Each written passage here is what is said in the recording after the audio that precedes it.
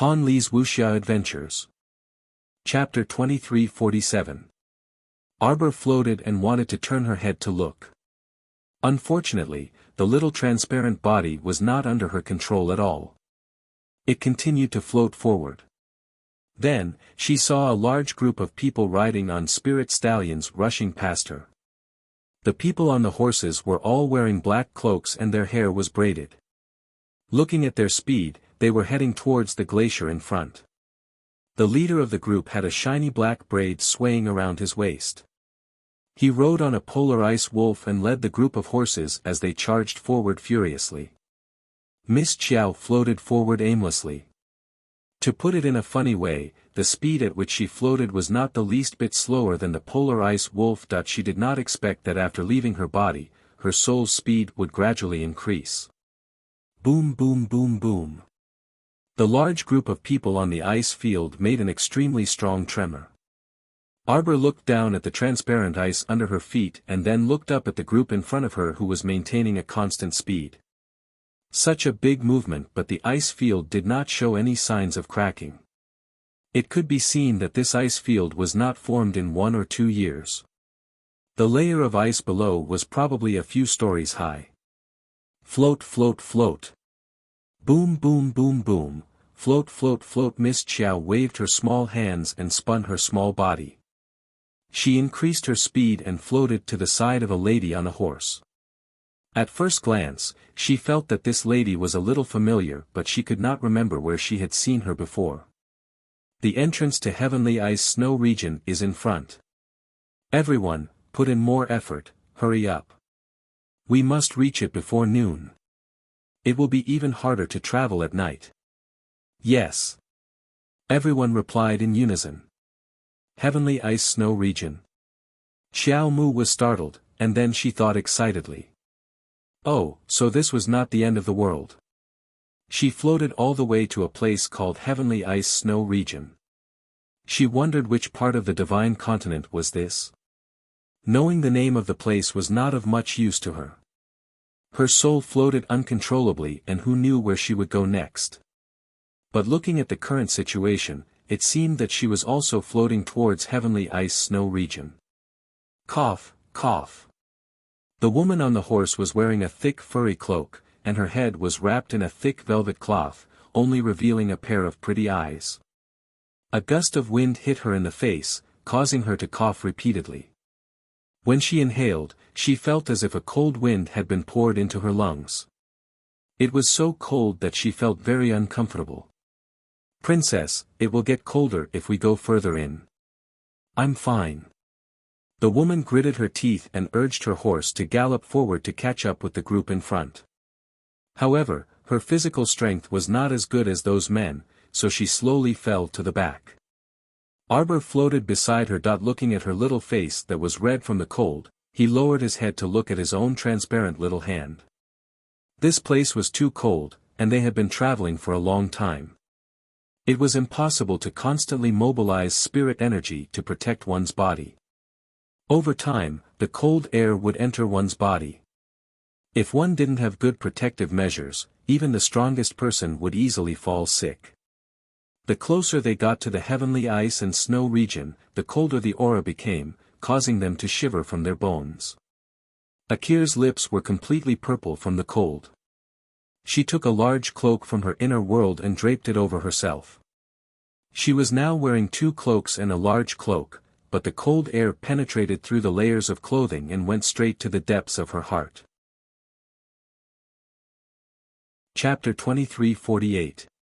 Her cultivation level wasn't high, and she had insisted on following them on this trip. She had long expected to suffer hardships, but she didn't expect it to be so bitter. The group of men in front of him also used their spiritual power to warm their bodies. However, in such a world of ice and snow, the occasional warmth didn't have much effect. Instead, after warming up, they would feel even colder. That bone-piercing coldness penetrated their clothes and entered the deepest part of their hearts. After a wild gallop, the group finally arrived at the entrance of the Heaven of Ice and Snow region under the lead of the polar ice wolf. They had madly galloped for nearly 4 hours on this stretch of road. It was really a case of a horse running to death by looking at a mountain. The glacier was clearly right in front of them, but who knew that it would take so long to run? At noon, they gathered at the entrance of the Heaven of Ice and Snow region. Ming Yas tried his best to suppress the restless roar of the polar ice wolf beneath him. He raised his eyes and coldly gazed at the beautiful scenery of the glacier towering into the clouds. The scenery in front of him was truly spectacular. At a glance, countless large and small glaciers appeared in front of them. The entrance to this place was a glacial canyon. On one side of the ice wall were carved with uncanny craftsmanship, Heaven of Ice and Snow region, land of extreme cold. On the other side were carved, 10,000 people enter, 10,000 people die. Only an extremely thin crack was left in the middle for people to enter. These two lines of words were carved crookedly. Clearly, they weren't carved by the same person. Who knew which almighty cultivator was so sick as to leave these words on the ice wall of the Heaven of Ice and Snow region? Leave the spirit stallions here. Ming Yas made a decision and jumped down from the polar ice wolf. We must enter on foot. Yes. The ice layer inside was too thin. Once it broke, what they would face would be an extremely terrifying glacier attack. Akir was wrapped in two cloaks and a large cloak. The corners of the large cloak were dragging on the ground. She walked forward while panting. Brother Yas, should we walk in? Ming Yas glanced at her indifferently. Yes. His gaze was still fixed on the two smooth ice walls. At this moment, Akir also saw the crack between the two ice walls in front of her. The uneven ice surface was very eye-catching under the sunlight. There were also many sharp icicles left on the two ice walls, which looked very aggressive. Let's go. We must find a place to set up camp before it gets dark. The little girl floated over and hovered beside Mayas. At this moment, she saw clearly and recognized Yasi. After all, he had clashed with this fellow several times, so it was impossible for him to not remember him. However, he didn't have a deep impression of it. Of course, she wasn't familiar with Akir. As for his brother Yas, Arbor didn't recognize him at all. What was this guy full of violence doing in this world of ice and snow? Your Highness. Yas raised his hand to stop a guard general from speaking. He suddenly turned his head and shot his gaze in the direction of the young lady. There was nothing there. How could it be? ACI frowned, then turned around and said, "Let's go." The group followed his footsteps and quickly walked toward the crack in the ice wall. The little girl floated along, occasionally looking up at the ice wall that reached into the blue sky. What a tall ice wall! What was waiting for her in this world of ice and snow? Chapter 2349. There were still a few rays of sunlight, but when they landed on the ice wall, they were so faint that they were almost negligible. They couldn't melt the thick glacier in the slightest. The group didn't speak.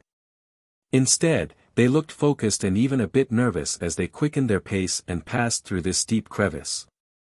Creak. A soldier who was just about to lift his leg turned green, and he slowly put down his left leg. When his gaze shifted to the side and a ball of snow-white mink fur suddenly jumped out, he heaved a long sigh of relief. Just now, his heart had almost jumped out of his chest. That damn creak made him think that the glacier under his feet had cracked. Ah, what a cute little thing. Akir's pale face suddenly showed some joy.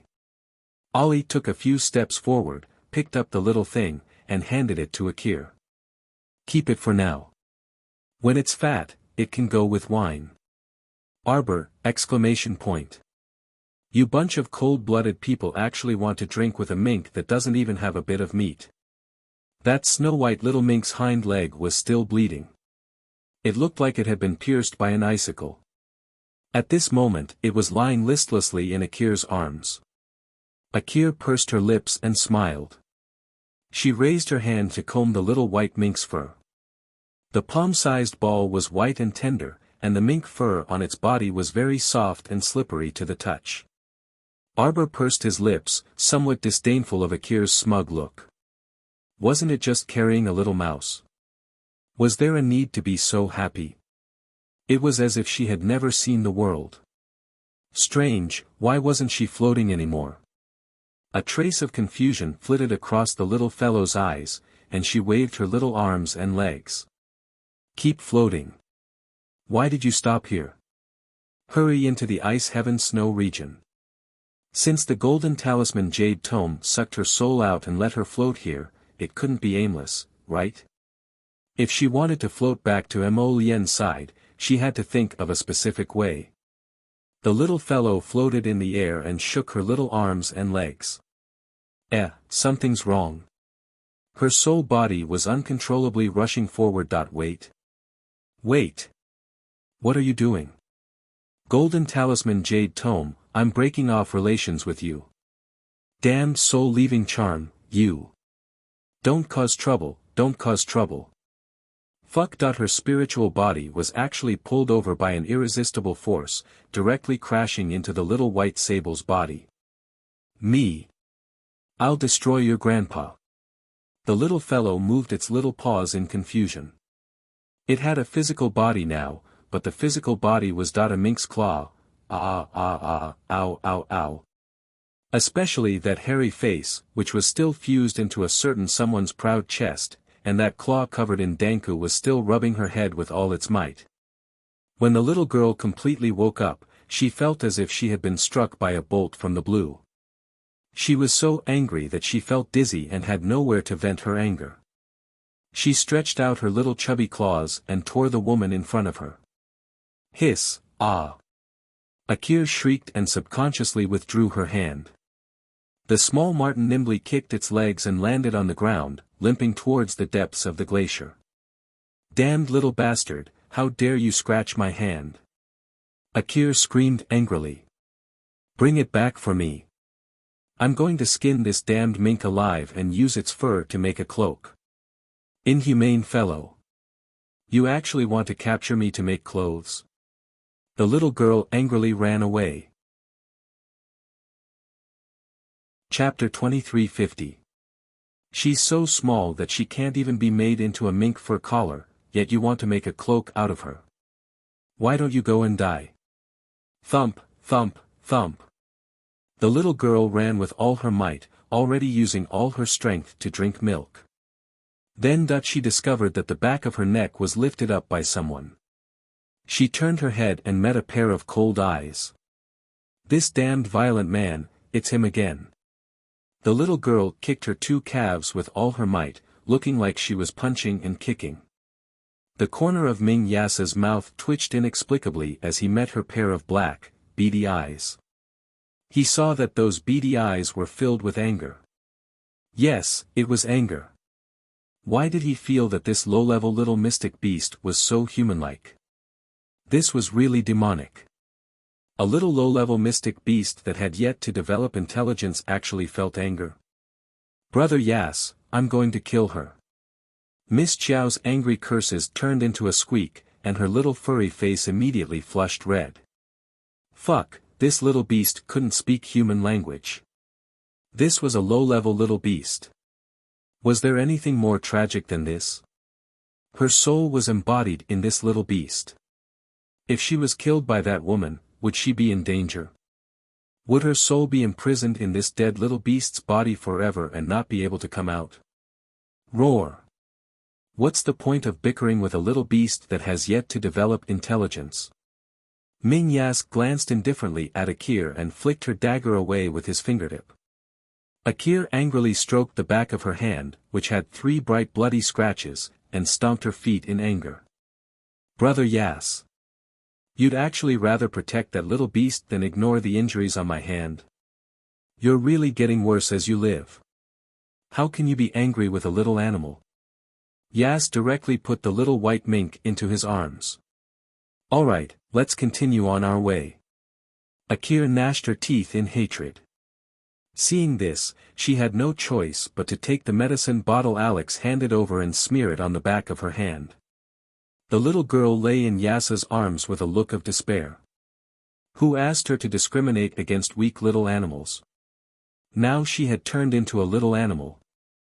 Her current appearance was so small, not even 1/5 the size of that white squirrel on Paradise Planet. Oh my God! It was the smallest mink she had ever seen. He did not even look as strong as newbie back then. Sob, sob, sob, of all people, why did you choose to possess such a weak mink? Xiao Mu lay there in despair for a while longer until Ming Yas stopped walking. The group found a relatively flat area to set up camp. They cut off all the icicles that could injure or trip people and threw them to the side. An hour later, the camp was basically built. Dozens of barracks, big and small, were erected one after another on the glittering glacier. One of the soldiers took out a match from his pocket, but before he could light it, it was slapped away. What do you want? We're stepping on a glacier right now. Do you want the glacier to melt and collapse? Are they going to bury us all? How can an ordinary fire extinguisher melt a glacier in such an extremely cold place? The soldier shouted, unconvinced. Can't you see that the sunlight can't reach here? When Ali heard the commotion in the tent area, he hurried over and scolded the soldier who took out the torch. Rest early after eating your rations. We have to continue on our way early tomorrow morning. Everyone, listen up. Don't cause any trouble. Chapter 2351. After Ali finished exerting pressure, he brought the guards back to Ming Yas's side and gave him a simple recount of what had just happened in the barracks. Ming Yas didn't pay much attention to it. He nodded and had Ali withdraw. After ordering someone to bring in a bathtub, Ming Yas called for a water spirit master to fill the bathtub with water. Only then did he have the person leave and take off his coat. His fingers touched the little mink in his embrace and he pulled her out. Seeing that the little fellow was curled up into a ball and sleeping soundly, he poked her head with his finger and placed her on the carpet at the side. Splash! Splash! The sound of water made the tired Miss Qiao lift her eyelids and slightly open her small bean-like eyes. Barracks? Why did she vaguely see the back of a person bathing? Miss Qiao's small black eyes suddenly widened, and her little furry face was filled with disbelief. This perverted Ming Yas actually took off his clothes and took a bath in front of her. Did he still have any sense of shame? Sure enough, he was a pervert. A moment of carelessness and she almost grew a needle's eye. Miss Qiao angrily stomped her leg and felt the pain in her small foot unbearable. She didn't manage to pounce out of the barracks. Instead, she rolled on the ground and made a little noise. Ming Yas turned his head and saw that the little white mink was currently limping towards the barracks entrance. He didn't seem to make any movements, only lightly waving his hand. A strong suction force pulled Miss Qiao's body over, and she fell into the water. Ah! Pa pa pa pa pa pa pa. This repulsive, damn stinky man actually made this crown princess drink your bathwater. I'll whip you to death, you bastard. The little paw exerted all its strength and swung towards that handsome face with a smack.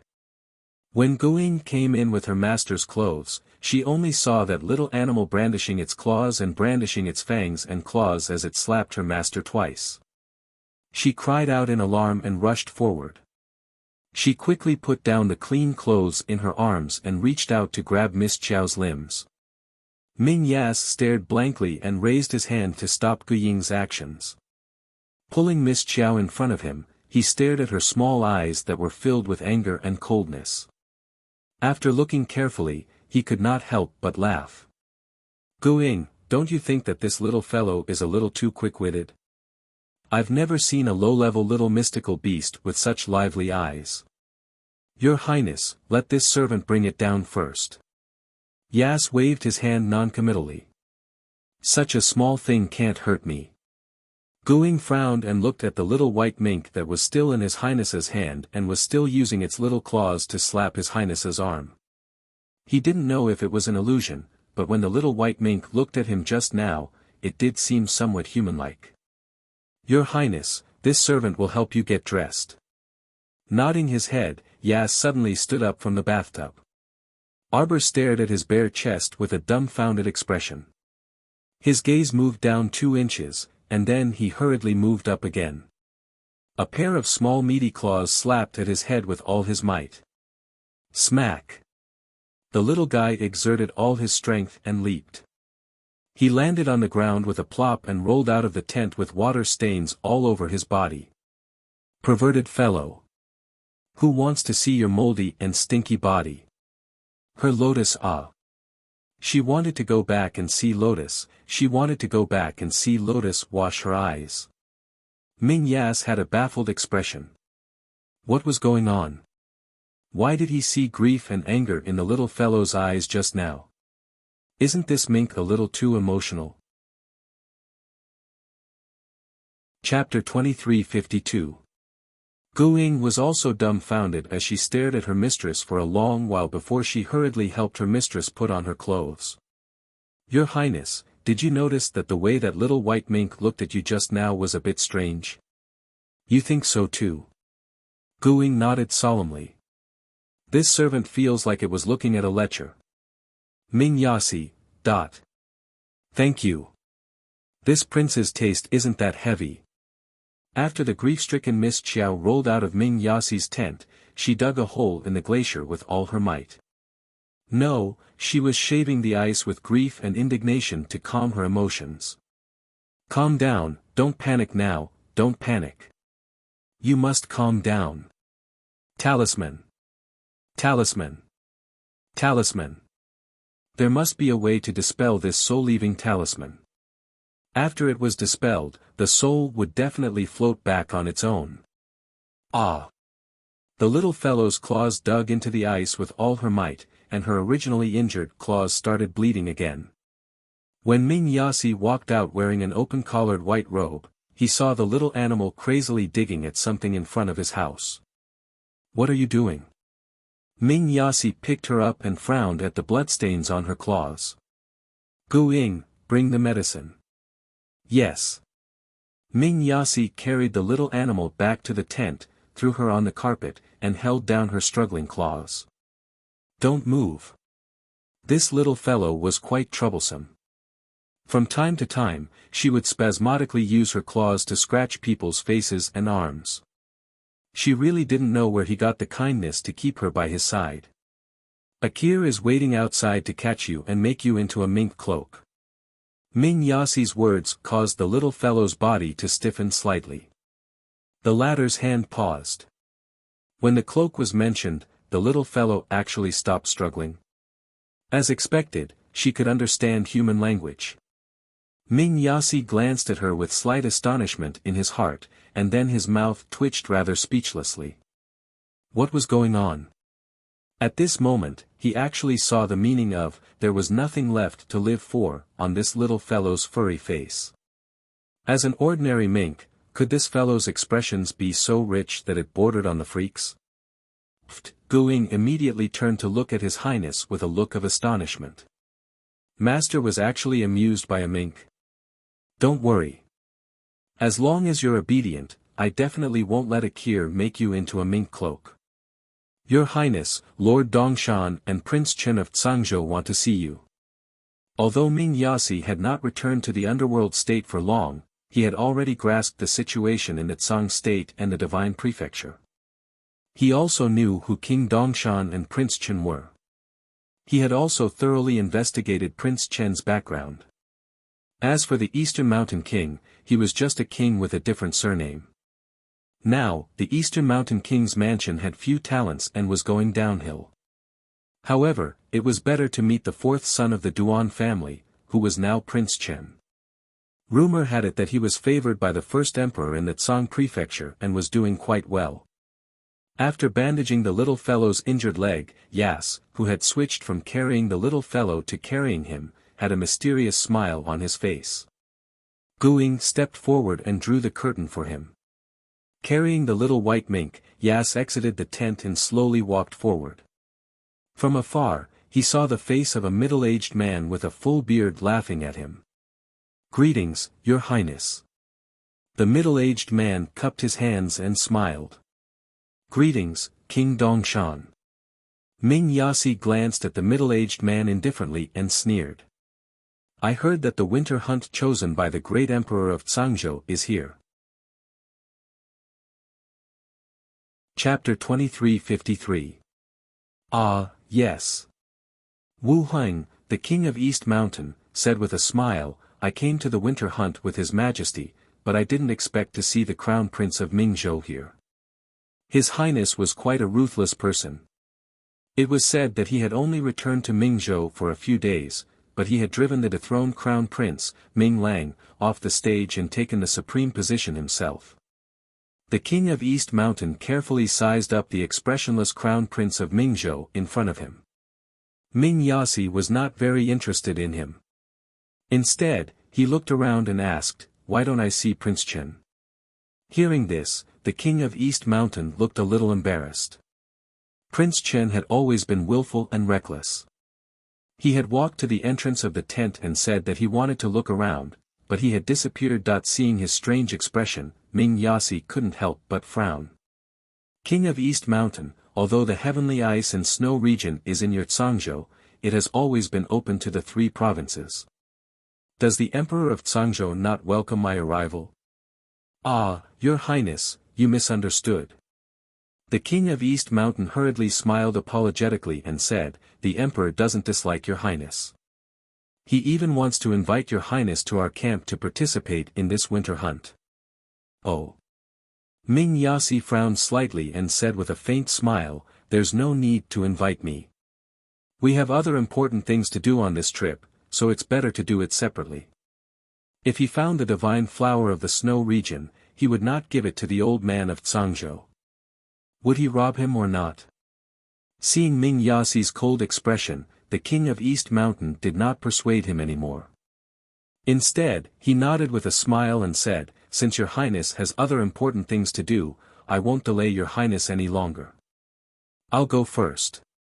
Before he could say the word, he was surprised to find that the crown prince, who had a calm expression in front of him, suddenly reached out and pressed down the restless little white mink in his arms. The furry little thing was twisting its small body hard, trying to break free from the crown prince's arms. Ming Yasi pursed his lips and held it down with a displeased expression. Hiss.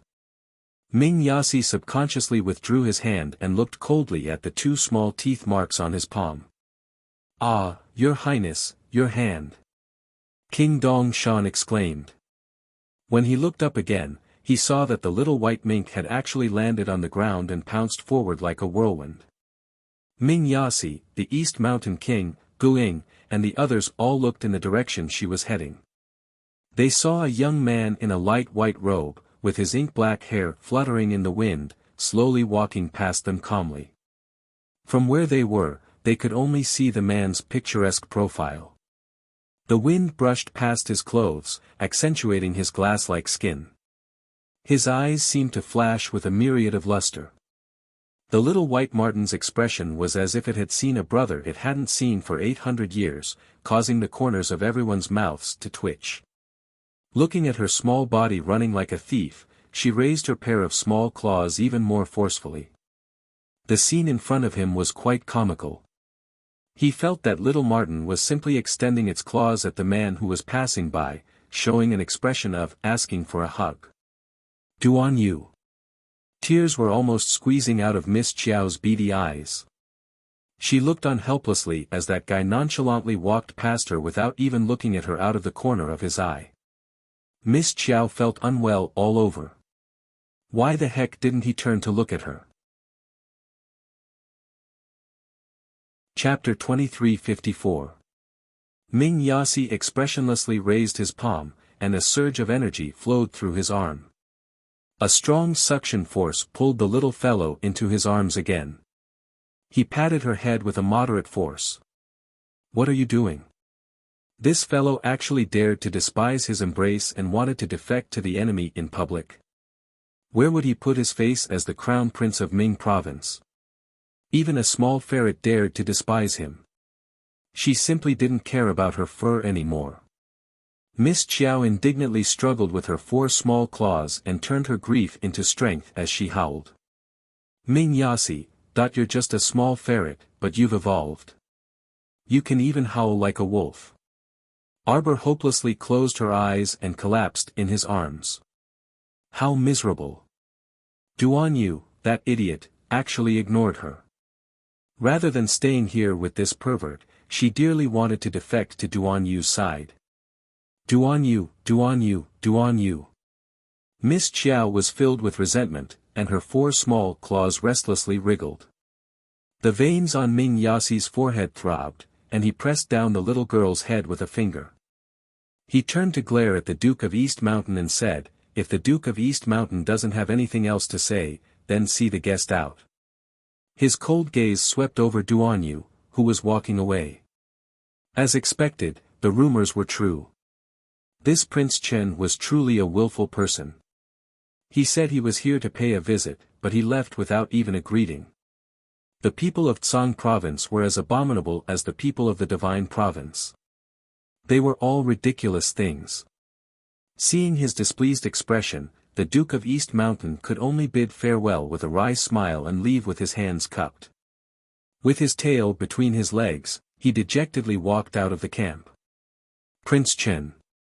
The Duke of East Mountain, Wu Heng, looked exasperatedly at the young man waiting for him outside the camp. "Why didn't you meet with His Highness the Crown Prince of Ming Province?"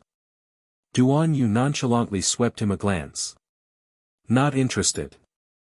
If it weren't for the sake of the Emperor, the Duke of East Mountain really wanted to jump out at this moment and beat this willful fellow to a pulp. "Since you're not interested, then why did you follow? Why didn't you tell the Emperor that you weren't interested back then? As long as Ming Yasi isn't an idiot, he won't walk into our Tsang province camp." Duan Yu said dryly, "So this trip is futile." Since it was futile, it didn't matter whether he met her or not. Besides, he had no interest in meeting that domineering fellow. East Mountain King rolled his eyes speechlessly. "In that case, let's go back to the camp." "Yes." "What happened just now?" He seemed to have heard a nondescript wolf howl, whimpering like a kitten. The East Mountain King's lips twitched. "It's nothing. It's just a small pet beast of the underworld Crown Prince." It suddenly opened its mouth and bit the Crown Prince. "Oh." Duan Yu remarked dryly, "Even small animals don't like him." The Eastern Mountain King was speechless. Fortunately, the two of them did not meet. Given Prince Chen's irreverent attitude, it was hard to imagine what would happen if they met. The next day, Duan Yu put on his clothes dispiritedly, lifted the curtain, and walked out. He said to Xiao Kezi, who was accompanying him, "You stay in the camp. I'm going out for a walk today." "Ah. Your Highness, you're going out alone." Xiao Kezi immediately tensed up. Duan Yu flicked his head. "With your Highness's cultivation, what's there to be afraid of in a mere heaven of ice and snow? You don't need to follow me." "Your Highness, your Highness." Xiao Kezi anxiously stomped his feet when he saw him riding a polar ice wolf into the distance.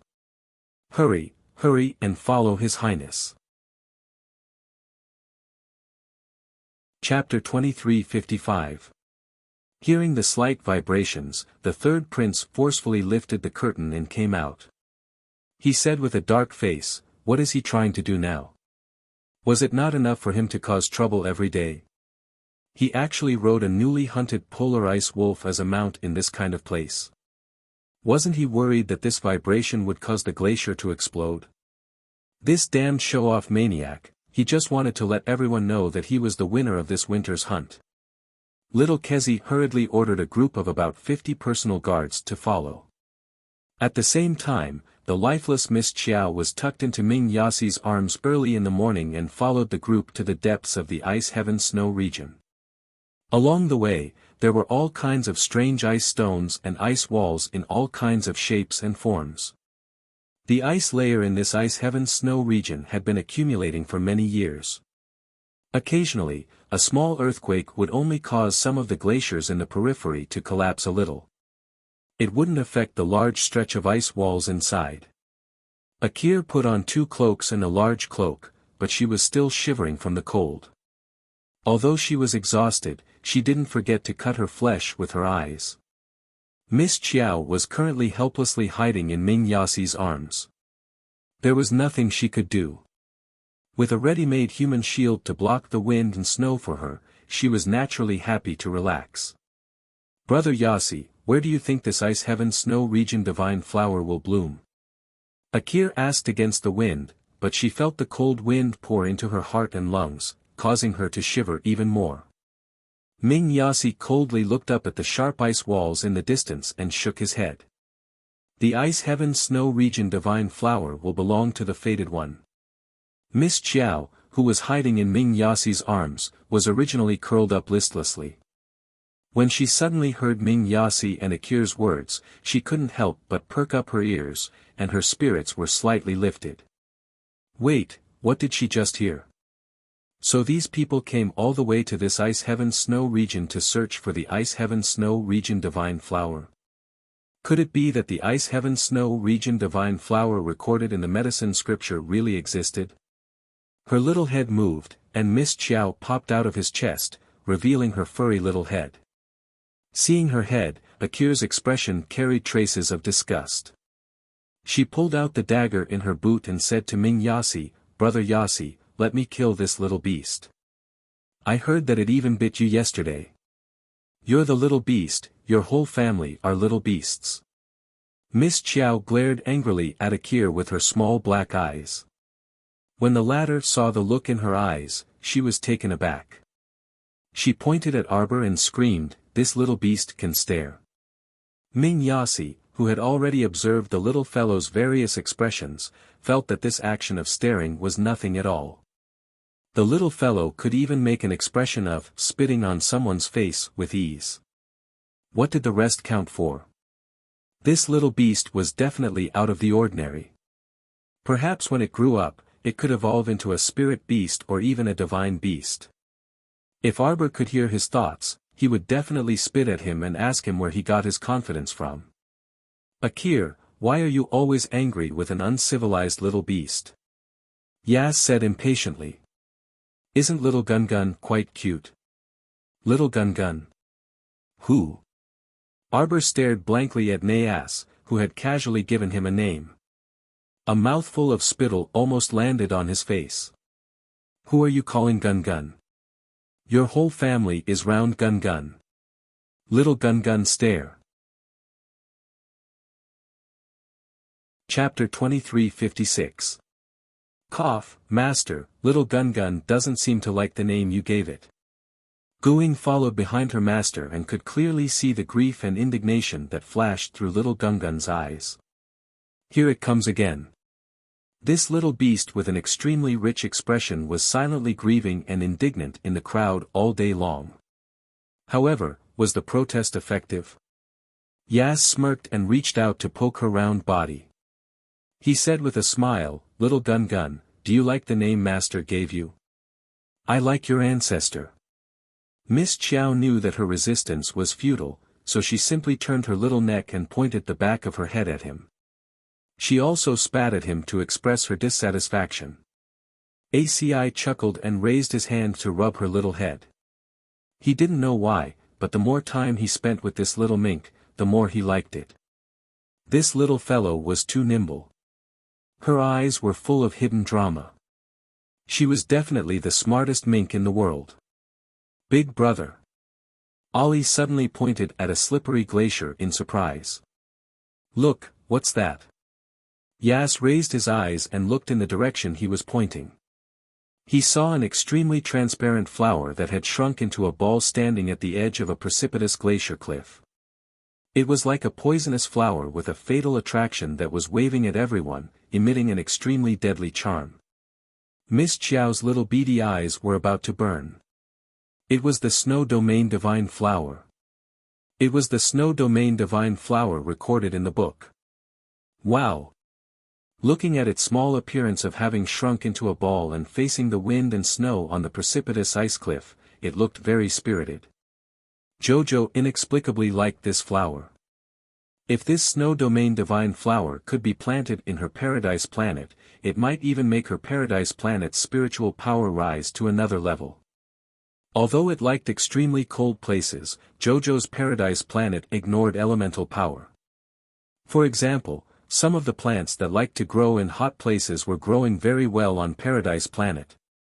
However, JoJo's Paradise Planet couldn't be opened and Little Ball couldn't be contacted. Miss Chiao frowned. Her beady eyes stared at the Snow Domain Divine Flower and were about to burst into flames. None of these problems could stop JoJo's desire to rob the Snow Domain Divine Flower. The little girl looked at her little paws and decided to make a move after making a plan. This was definitely not a sign of being afraid of death. This was IQ. Brother, this must be the Snow Domain Divine Flower. Ollie exclaimed in surprise. He promptly kicked his personal guard. You, quickly go and pluck that flower. Be careful, don't damage it. Yes, yes. The personal guard hurriedly raised his head to take a look. Raising his chi, he shot towards the top of the ice wall with a whoosh. The little fellow looked at her small claws wrapped in thick gauze again. She secretly gritted her teeth and watched the guard who jumped onto the ice wall and leaped onto the cliff. The guard carefully walked to the edge of the cliff and picked up a small shovel. He seemed to be very cautious as he dug for the Snow Domain Divine Flower. Arbor couldn't help but laugh when he saw his unfamiliar movements.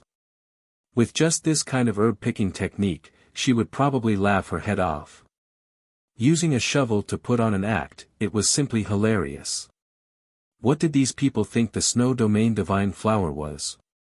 That they could use a small shovel to dig it out like digging grass? They were simply idiots. Arbor was still laughing at that person's IQ when a long black tail covered with barbs suddenly flew up from the depths of the cliff. Chapter 2357.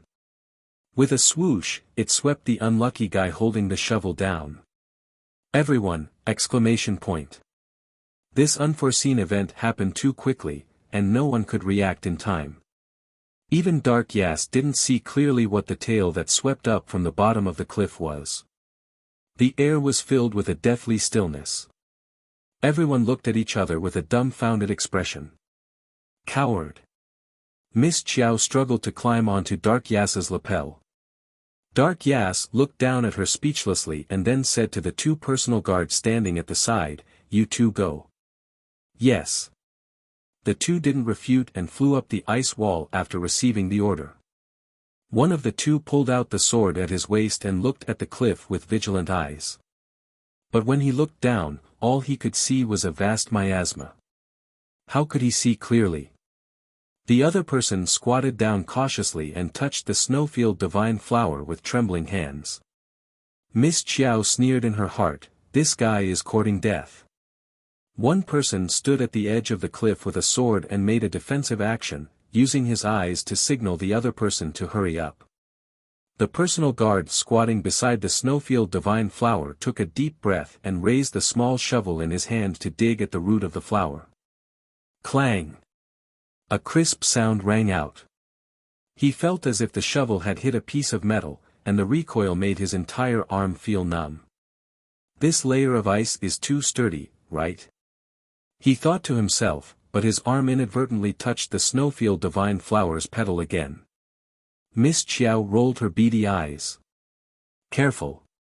Ollie suddenly cried out in alarm. Everyone saw that at the edge of the cliff, a black tail covered with barbs quickly swung up again. Without any explanation, it dragged the guard who was standing on the side down. The other guard was even more miserable. After he touched the snowfield divine flower 3 times in a row, it suddenly threw a tantrum. The originally spherical petals suddenly opened up and rose several meters into the air. Baring its fangs and brandishing its claws, it swallowed the dumbfounded personal guard in one gulp. Akir stared blankly and subconsciously swallowed her saliva, clutching the cloak on her shoulders tightly. This Snow Domain divine flower could attack on its own. This thing was too terrifying. How did it suddenly rise so high? The blooming flower was actually able to swallow the bodyguard's sturdy body in one gulp. Akir gasped. Subconsciously, she didn't want to have any contact with this flower. "Why, Big Brother Yas?" Akir cried out in alarm but couldn't stop him in time. She could only watch helplessly as Dark Yas flew up and landed on the edge of the frozen cliff. At this time, the group of people under the ice wall had already seen clearly what was crawling out from the bottom of the cliff. The two huge antennae on its head swayed back and forth, and its black body was more than 10 meters long. "Insect!" Akir exclaimed and rubbed the skin on her hands. "So disgusting." It was indeed very disgusting. Miss Chiao looked at the huge worm up close and felt so nauseous that she almost vomited. Especially when Dark Yas was fighting with the big worm. Every time he slashed the worm's body, some green mucus would spurt out. Not only was it extremely fishy, but it was also extremely disgusting. In order to prevent her white fur from being stained by the mucus, Miss Chiao curled up her entire body in Ming Yasi's embrace and used his clothes to cover her small body as she angrily shouted with a look of disgust. Chapter 2358. Didn't this guy know to put her down in a safe place and come up here to fight by himself? Smelling such smelly blood made her feel a bit dizzy. She had to admit that her current mink body was really weak. Rip. The earth spirit in Yasa's hand transformed into thousands of earth blades that swept toward the big black worm at the edge of the cliff. That big worm had been guarding this snow domain divine flower all year round and had already reached the peak of the 15th level of the spirit realm. Even so, it was still nothing in front of Yas. Akir wiped away cold sweat and held her head high as she observed Yas, who was fighting above the ice wall. Seeing his thousands of earth blades fly over and surround the big black worm, cutting it into pieces without a word, she finally heaved a long sigh of relief. Then, she couldn't help but tense up as she turned to look at the snow domain divine flower that was silently standing to the side. Everyone had clearly seen the changes in the snow domain divine flower just now. This flower wasn't to be trifled with. If you wanted to pick it, you'd have to be prepared for the fate of being swallowed. The little white mink dug out from Yasa's jacket and raised its paw to sniff the air with a look of disgust. Yasa's expression was focused as a faint golden luster emanated from his palm and encircled the snow domain divine flower. Arbor watched coldly from the sidelines, but he was a bit surprised. He had long known that this guy was no longer the same as before, but he hadn't expected that he had already broken through to the divine realm. He must have used some secret divine realm technique to advance. Arbor snorted and disdainfully ridiculed in his heart. Then, he focused on Yas and used divine power to break the snow domain divine flower from the ice wall.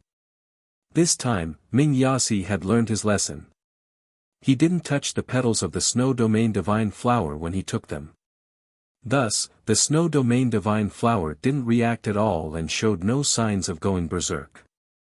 Akir and the others, who were looking up at Her Highness, all heaved sighs of relief when they saw this scene. Ollie smiled excitedly. "We still have to rely on Big Brother." "Sure enough, Big Brother is the smartest."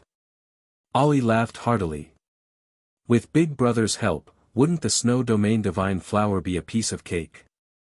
Akir pursed her lips and smiled. She glanced bashfully at Ollie and then raised her head to look at Ming Yas, unable to conceal the adoration in her eyes. When Ming Yasi completely removed the snowfield divine flower from the ice wall, a faint luster lingered around it. Miss Chiao looked at the flower right in front of her, and a brilliant yearning immediately appeared in her eyes. Although Yas wasn't a very reliable person, he had dug out the entire snowfield divine flower. Every leaf and stem had been dug out perfectly. This was an extremely alluring snow domain divine flower. After being plucked, the snow domain divine flower lost its attacking power, leaving only a faint fragrance. The entire flower was emitting a faint glazed luster, which was very eye-catching. Roar! At this moment, an earth-shattering roar suddenly came from the bottom of the cliff. The personal guards below the ice wall all felt their chi and blood churn in their chests, and they couldn't help but take a few steps back. Those with weaker cultivation even spat out a mouthful of blood. Akir's and Ali's expressions changed. A mere roar could force back more than 1,000 people. This person definitely didn't come with good intentions. Chapter 2359. The two of them looked up. Above the cliff, a towering, enormous head suddenly appeared. It climbed out of the boundless fog and leaped onto the ice wall with a whoosh. Its enormous figure appeared before everyone's eyes. Akir's expression tensed, and she subconsciously clenched her fists. The enormous creature in front of them looked almost as tall as a small building. Its two bell-sized eyes were emitting a faint red light as they stared at Ming Yas mercilessly. In front of this enormous creature, Her Highness simply appeared pitifully small. What kind of monster is this? Ali shrieked. Akir's train of thought was interrupted by this shriek. She abruptly reacted, and her expression changed dramatically as she said, "What are you all standing there for? Everyone, heed my command. Go up and help Her Highness fight." Yes. Although the personal guards were terrified, they also clearly understood that if Her Highness suffered any losses here, their entire family's lives would also be finished. Thus, although they were terrified, they still had to brace themselves and go up. Whoosh, whoosh, whoosh. Several figures took the lead and leaped onto the ice wall, blocking Ming Yas's path. Ming Yas's expression didn't change. Instead, he coldly gazed at the monster that had climbed up from below the cliff. This fellow's head was a bit taller than a mountain, and there were several large black tumors on its head. It looked extremely terrifying. Its body was like a calf, but its tail was like a long scorpion's tail, and it was covered with dark spikes. Ming Yasi glanced at it and understood in his heart. It seemed that it wasn't that black bug that had used its tail to pull people down time and time again, but rather this giant scorpion monster in front of him. He had almost been fooled just now. Under Ming Yas's meaningful glance, those personal guards rushed up without regard for their own safety, and resigned themselves to their fate as the vanguard. Unfortunately, the giant scorpion monster's attack power was too strong. It didn't seem to move at all. With a curl and a pull of its tail, two figures were swept up by its long tail and torn into pieces with a ripping sound. What was even more disgusting was that the monster actually openly tore the person into pieces in front of everyone and stuffed them into its huge mouth to chew on them. Miss Qiao took a look and expressionlessly retracted her head, almost vomiting. Disgusting thing, hurry up and deal with it. He was simply obstructing Jojo's view. Dark Yasa's eyes turned cold as he looked at the huge monster in front of him. More than a dozen personal guards rushed forward and were all killed without any distinction. Ming Yasi's long eyebrows furrowed slightly, and then he furrowed them deeply. This guy looked pretty strong. Dozens of bodyguards jumped onto the platform. This ice wall had a rather narrow space for them to fight. Dark Yas glanced at the personal guards who had jumped up, and with a sudden leap, he jumped down from the ice wall. The dozens of personal guards left by the cliff naturally became sacrifices again in order to ensure His Highness' safety. However, when the scorpion-tailed monster saw Dark Yas fleeing from the cliff, it let out an earth-shaking roar. A black tail pierced through several people's chests and climbed over their corpses. On the high ice wall, a large head covered in warts hung down, coldly looking at the people who were trying their best to calm down. Roar! The monster let out another furious roar, and its huge body suddenly pressed down. He actually jumped down to the bottom of the ice layer at the speed of lightning. Chapter 2360. Careful. Yali's expression changed greatly, and he commanded his personal guards to quickly spread out. Bang! The scorpion-tailed monster shook its large head, its eyes locked onto Ming Yas, who was protected in the middle of the crowd. Brothers, let's go. A leader of the personal guards roared. He led all of his personal guards forward like a tide, pressing in from all directions and surrounding the huge monster. Everyone mustered all of their spiritual energy and smashed it at the monster with all their might. For a moment, the monster was beaten to the point where its body trembled under the attacks of 1,000 people. It could only dodge. However, it was surrounded in the center of the circle. No matter where it hid, it would be beaten. Roar! With a furious roar, the people in the inner circle were all sent flying. Ming Yasa's expression changed slightly, and he warned, "Block your five senses." This guy's voice also contains a trace of power. However, his warning came a bit late. Even so, over 100 people had already been sent flying by the huge monster's roar. They rolled back and forth on the ground with pained expressions, their eardrums seeming to have been pierced. The scorpion-tailed monster was very nimble in the center of everyone's attacks. With just a turn of its tail, a row of people were hooked by its barbed tail. Crack, crack, crack. It let out a furious roar and suddenly turned its head, spitting at the row of soldiers on the left. Buzz. Ah. Ah. Those personal guards didn't expect the monster to have a follow-up move. They were immediately stung by a series of small steel bees, falling to the ground with a thud, their eyes wide open. Even in death, they didn't understand what had happened. Miss Chiao, who was hiding in Ming Yasa's embrace, saw everything clearly. This old monster also raised a group of small steel bees. When he opened his mouth, he would spit them out. Those little things were all poisonous. They had the absolute right to insta-kill any great spirit master below rank 10. She couldn't help but rejoice in his misfortune. Ming Yas, this arrogant guy, was in for it this time. Hit, hit, hit. Hit with all your might. Miss Chiao didn't mind watching the show.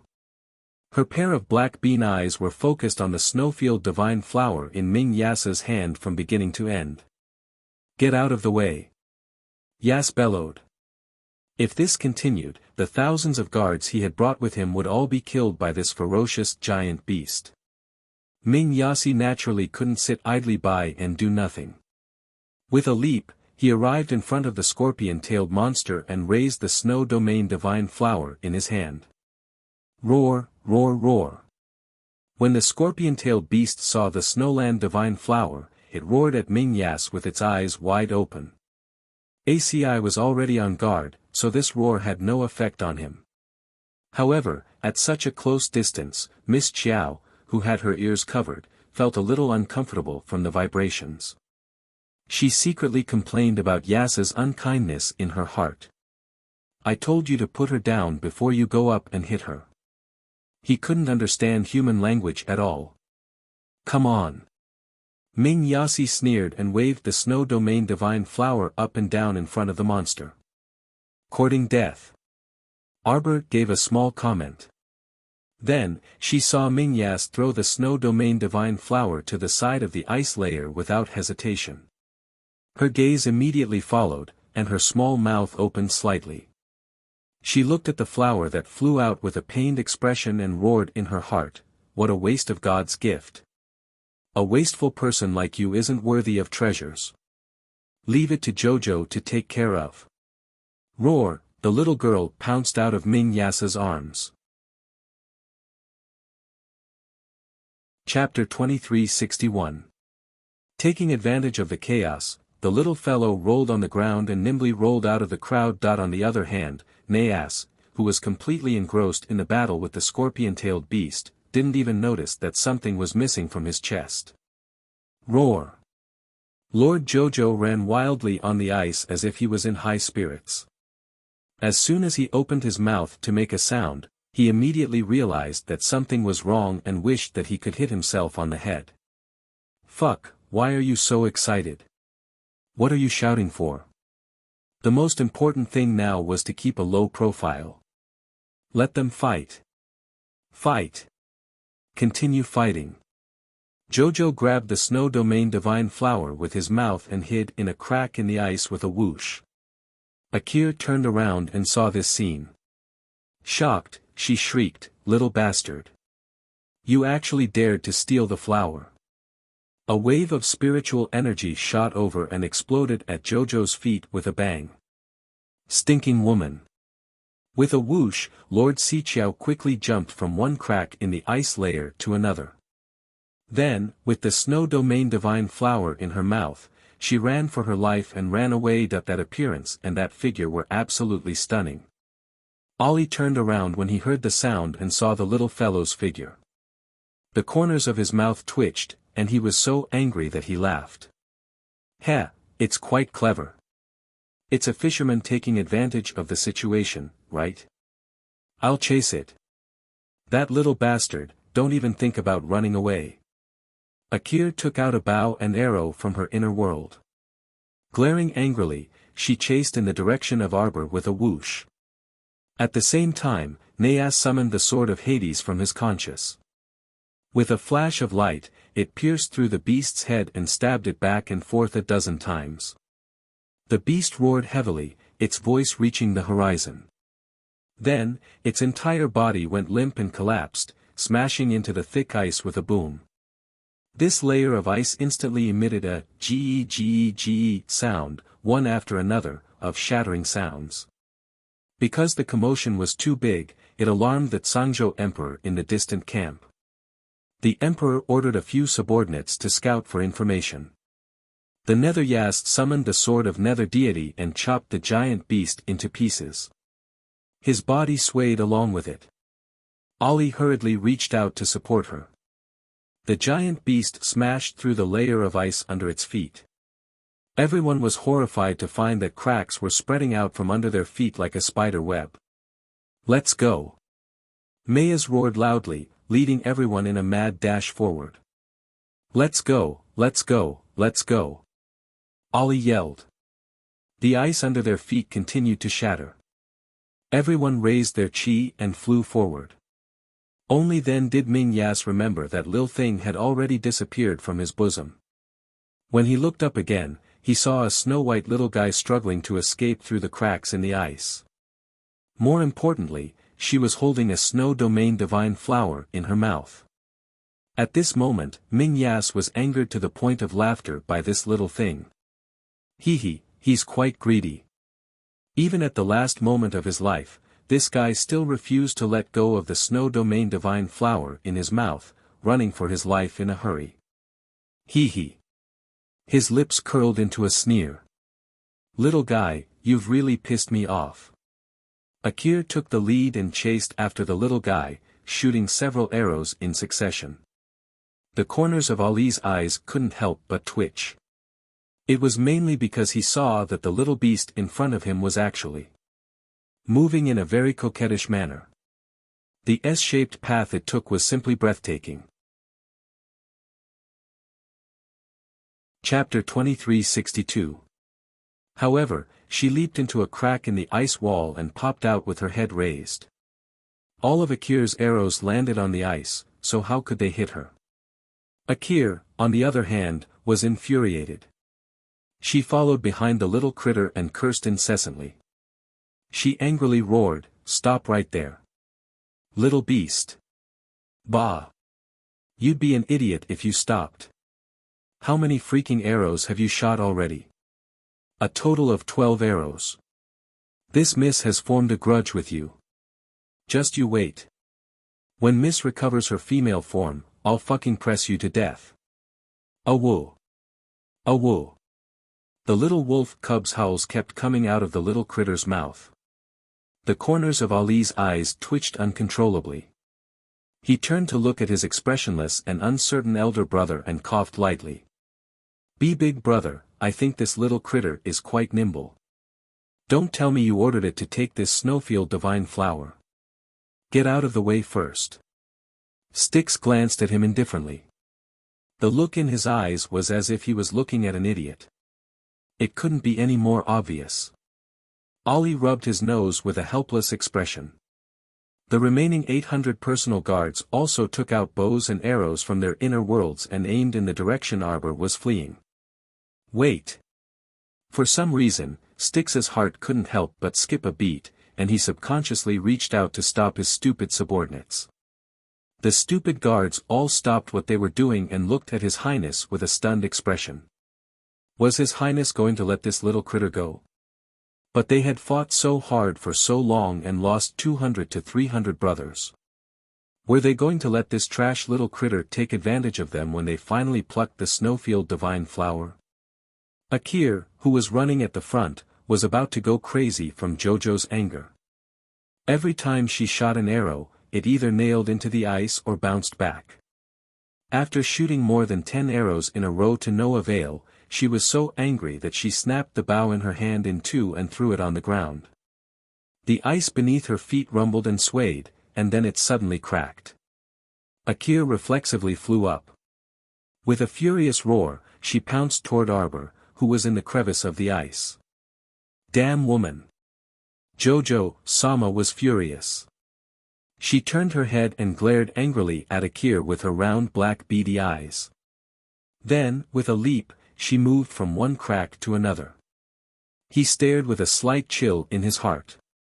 Akir had shattered the crack in the ice where he had been crouching. Fuck. If it wasn't for the fact that I ran away quickly, I would have turned into minced meat by now. You bitch. Jojo, Sama will remember you. In the future, I will definitely make you return everything to Jojo. Wow. She pounced and dodged another attack. When she landed, her hind legs couldn't help but twitch.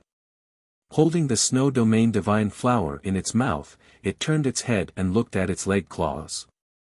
He couldn't help but vomit blood from anger. His wound had been wrapped in gauze for less than a day. After being chased all the way here, it had split open again. This weak chicken body, Jojo hated it. Woo woo woo. Yas coldly watched for a while before catching up to Akir and saying coldly, wait. What are you waiting for, brother Yas? Are you still going to protect this lowly little dumb beast? It's a thief, a thief. Akir shrieked. She had chased it all the way, but she couldn't even kill a little dumb beast. This dealt a huge blow to Akir's spirit. She was about to go crazy from anger. In any case, she had successfully broken through to the spiritual realm with the help of spiritual herbs and elixirs. Moreover, she had mastered a kind of earth spiritual power. Chapter 2363. But now, she couldn't even deal with a country bumpkin little critter. She was really going to be angered to death. Yasi knew what she was thinking. Wasn't she just flying into a rage out of humiliation? Useless fellow, getting angry at a little critter that hasn't even gained sentience. Yasi impatiently waved her away and coldly gazed at Arbor, who was hiding in a crack in the ice. Come here. Bah! Do you think I can pounce on you like a puppy just because you call out to me? Miss Chiao coldly gazed at Yasi in front of her, calculating her escape route. She was small, and there were cracks in the ice everywhere. She could just slip in and hide for a while. Humph, let's see how he'll catch her. But with her injured leg, she really couldn't run anymore. Unless she wanted to be legless for the rest of her life. Bah, she didn't want to be trapped in this weak little critter's body for the rest of her life. She wanted to return. Unable to understand what was flickering in this little bean's eyes, Yasi impatiently shouted, I advise you to hurry up and come here. I know you can understand human language. Understand your sister. Whoosh! Xiao Mu darted up and nimbly rolled and pressed into a crevice in a flash. Wait! Yasi's pupils contracted slightly. With a crisp crack, the ice layer, which had already stopped moving, began to crack even more violently, as though Jojo had triggered a mechanism. Damn it! Yasi was anxious and angry, but he also felt an inexplicable sense of amusement. This little critter knew quite a lot. It actually chose the weakest part of the ice to stomp on. Under the shaking, everyone had no choice but to rise into the air again. Akir also jumped into the air with everyone and looked down at the little critter, who was scurrying back and forth on the ice layer. She was so angry that her pretty face was flushed red. "Little critter, you're doing this on purpose." Yasi coldly gazed at the little critter on the ice layer, and a divine power suddenly circled around his hand. A strong suction force squeezed toward Arbor. Miss Chiao had been sucked by him many times, so she was already on guard. When she saw him raise his hand, she shrank into one of the ice caves and slid over like a mole. From another cave, she popped her head out with a whoosh. Ming Yasi was speechless. He had the urge to choke her to death and stew her soup. What should he do? This little guy is too hateful. It was so hateful that it made him gnash his teeth in anger. Jojo did not care about his expression. Instead, he slid from one cave to the other and soon disappeared from everyone's sight. Chase! Dark Yas gritted his teeth and roared in a low voice. If he were to let this little fellow slip away right under his nose, then he wouldn't be able to survive. Ayo! The little guy's little ears twitched as he listened to the sound of galloping hooves from afar. Someone was coming. Although she didn't know if it was a friend or foe, she still inexplicably rolled towards the source of the sound. That's right. Basically, get lost. Fuck, Jojo was about to die from anger. To think that she, the great Jojo, had to roll in order to protect her short legs, which were about to become crippled. She might as well roll fast that there were many caves in the broken ice here. She zigzagged from cave to cave, and her speed and agility made Alex and the others gasp in amazement. This little mink had become an immortal. Everyone cursed in their hearts. How could there be such a nimble mink? Chapter 2364. How was this still a ferret? This was simply a divine ferret. Sir Jojo rolled about and finally sensed that the sound of hooves was getting closer and closer to her. When she looked up, she was so moved that tears almost streamed down her face. Fuck, it was Duan Yu came to save her. Duan Yu, woo-woo, Duan Yu.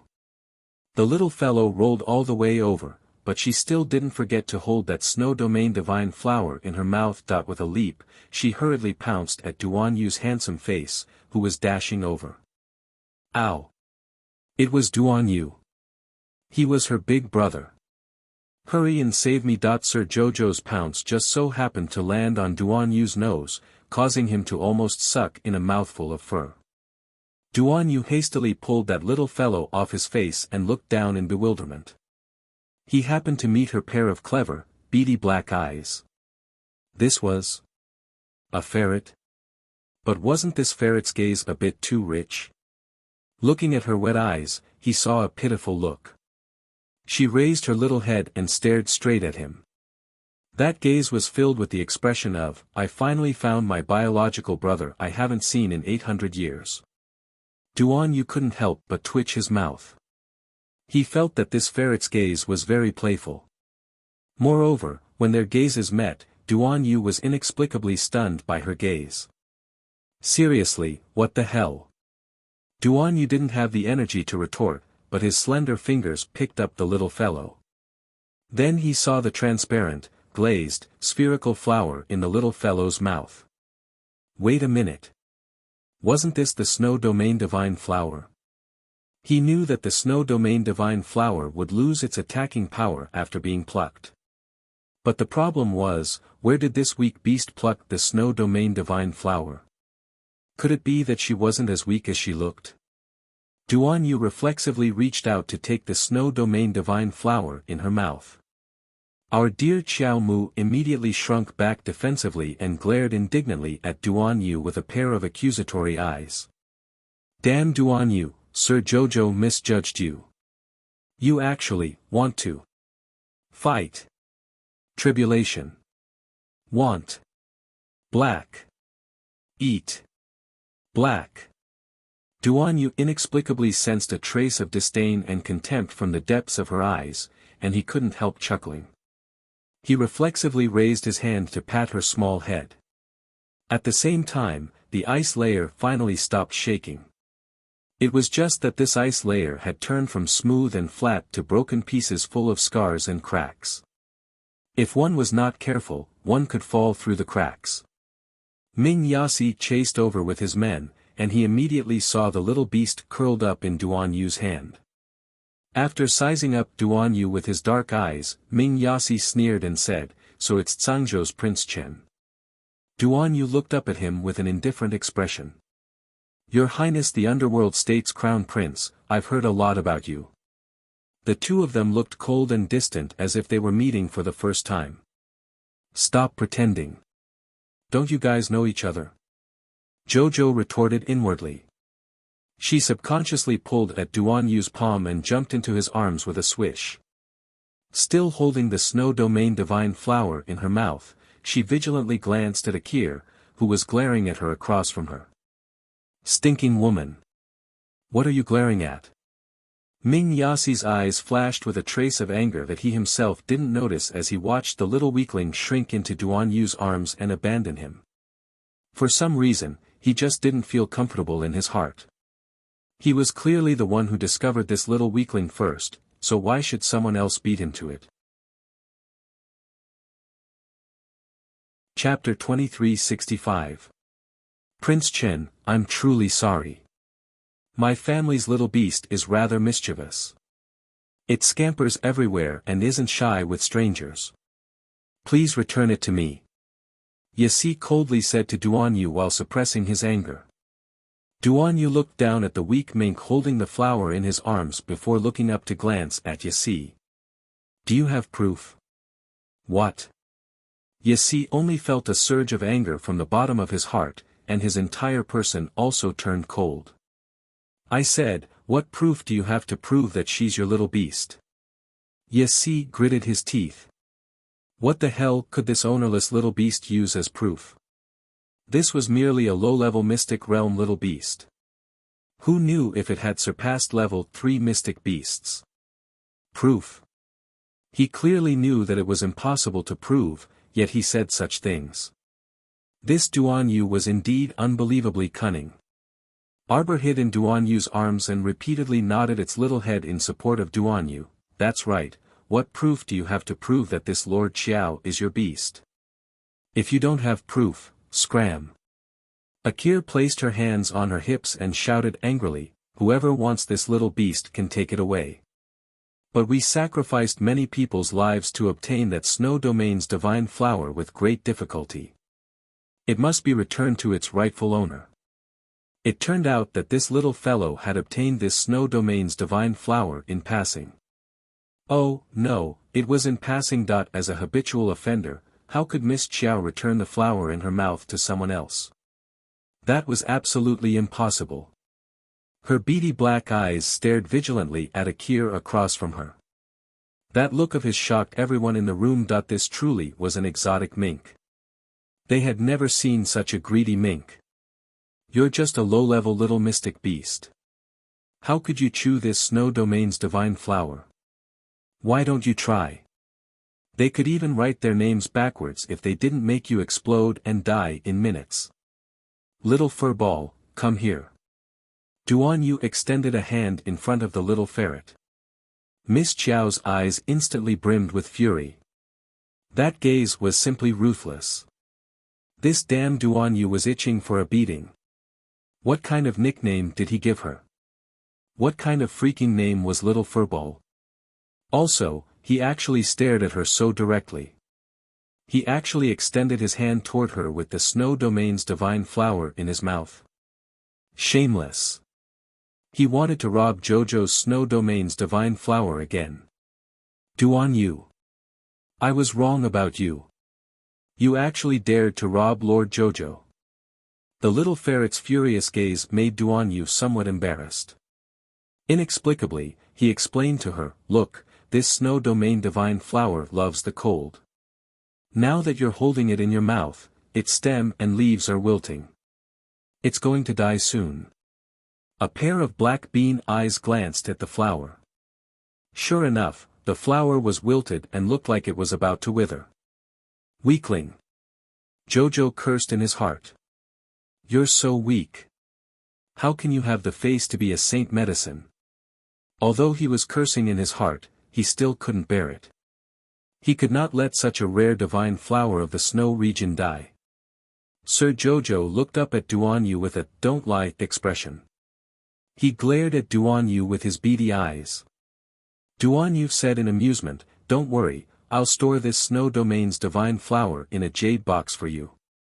I won't snatch it from you. This is your snow domain's divine flower." It was only then that Jojo nodded and spat the flower into his hand. There were even a few drops of suspicious liquid hanging from the flower stem. It was sparkling and translucent. Duan Yu secretly twitched his mouth. Chapter 2366. With a lift of his wrist, he placed that snow domain's divine flower into a long jade box. He grinned as he waved the jade box in front of the little fellow. "Do you want to pick it up? Pick your sister. Are you retarded? Who wants to pick up an ice-cold jade box? It's longer than her ball-like body." This guy was definitely mocking her on purpose. Don't be fooled by how she was usually all smiles and looked like she would laugh at anyone. In reality, she was very wicked. "Then leave it with me for now." Duan Yu was still grinning as he withdrew his fingers and stored this jade box into his inner world. Sir Jojo had a bad premonition. Duan Yu's fox-like smile really looked like he wanted to embezzle her snow domain's divine flower. Ow! The little fellow pounced at his face. Duan Yu was already prepared, so he swiftly picked up her small body and stuffed her into his arms with a helpless expression. All right, I'll give it to you when we return." "What's the rush?" Ming Yasi's handsome face darkened. At his signal with his eyes, a group of personal guards swiftly surrounded Duan Yu in the center. "What are you doing?" Duan Yu grinned at Ming Yasi's face that was smeared with a layer of charcoal. "You want to fight with me? You can take the snow domain's divine flower, but you have to leave my little pet beast behind." Ming Yasi's face was cold, and he practically enunciated every word when he said the last sentence. He simply didn't understand why he had such intense emotions. It was as if he would regret it for the rest of his life if he didn't leave this little pet beast behind. Although he didn't understand why he had such thoughts, he had always been someone who followed his heart. He could just find another snow domain's divine flower if it was gone, but he had to keep this little beast with such a dramatic gaze. Xiao Mu turned to glance at Ming Yasi before swiftly shrinking back into Duan Yu's lapel. Her heart was brimming with anger as she inwardly mused, "This Ming Yasi definitely wants to take revenge on Xiao Qiao for stealing his flower. Don't think Jojo doesn't know what he's planning. Don't think of making Jojo go back. Big brother Yas." Akir couldn't help but scream. Akir's eyes were filled with malicious fury as she stared at the little white mink in Duan Yu's arms. She wished for nothing more than to immediately rush up and tear that little beast to shreds. She simply couldn't understand why Yas, who was usually quite wise and far-sighted, would care so much about that little beast. In Yas's eyes, that trash little beast was even more precious than a snow domain divine flower. How could this be? She must be hallucinating. "Shut up, Akir," ACI impatiently shouted at her before turning to glare at Duan Yu and coldly ordering, "Leave it to me." Duan Yu exuded an indolent aura, and the polar ice wolf he was riding on was very unfriendly as it repeatedly flashed its claws at ACI. Ownerless little beasts are everywhere. They belong to whoever gets their hands on them. Duan Yu giggled as he lowered his head to gently press the little fellow's head. "Moreover, she seems to like sticking to me." Bah, arrogant. That was because he had no other choice. The little fellow crawled her claws on his lapel and impatiently urged, "Hurry up and leave. Don't waste your breath. Hold on, look at how others look like they want to pick a fight. How can I, the dignified Prince Chen of Zhangzhou, boost other people's morale and diminish my own prestige?" Ming Yasi angrily drew his sword, a hint of gloom pressing down on his brows. "You are courting death. Broken dreams. Chapter 2367. Looking at the fellow in front of him who confidently said, "She likes to cling to me more," Ming Yasi was infuriated to the extreme. That's right, as long as one wasn't blind, they could see that this little beast was indeed clinging tightly to Duan Yu's clothes with a "begging to be taken away" expression on its face. Of course, this "begging to be taken away" was purely Ming Yasi's conjecture. Just seeing that dumb beast snuggling in Duan Yu's arms and warily looking at him with its beady black eyes made Ming Yasi's displeasure boil to the extreme. Bang! The sword in his hand slashed out a stream of air that abruptly exploded under Duan Yu's feet. Who exactly is the one courting death? Duan Yu leaped up with a grin. The two of them leaped onto a protruding ice wall at the speed of light and exchanged over 100 blows without any explanation. Duan Yu was never one to suffer a loss. Since the other party had already drawn their swords at him, how could he compromise and yield? Instead, it was Miss Qiao who inexplicably broke out in a cold sweat for him. Be more reliable. Duan Yu. You mustn't lose this, Lord Qiao. She wasn't willing to go back with that exposing maniac, Yasi. The little fellow shrunk her head as she calculated Duan Yu's chances of winning. Duan Yu was alone right now, while the other party had more than 800 personal guards. This was clearly a huge disparity in strength. In addition, who knew what Ming Yasi ate as he grew up, but his cultivation had soared so much. She didn't even know if Duan Yu was his match. If Duan Yu couldn't defeat this Yasi, could it be that she would be captured by this Ming province's crown prince? When the two of them met earlier, one of them eccentrically called out, "His Highness Prince Chen," while the other called out, "Ming province's crown prince," in a strange tone. In the past, she really didn't expect that Duan Yu was actually the Zhangzhou's emperor's son who had wandered outside. Furthermore, this Yasi's true identity as the Aikido tribe's young chief was actually that Ming province's crown prince.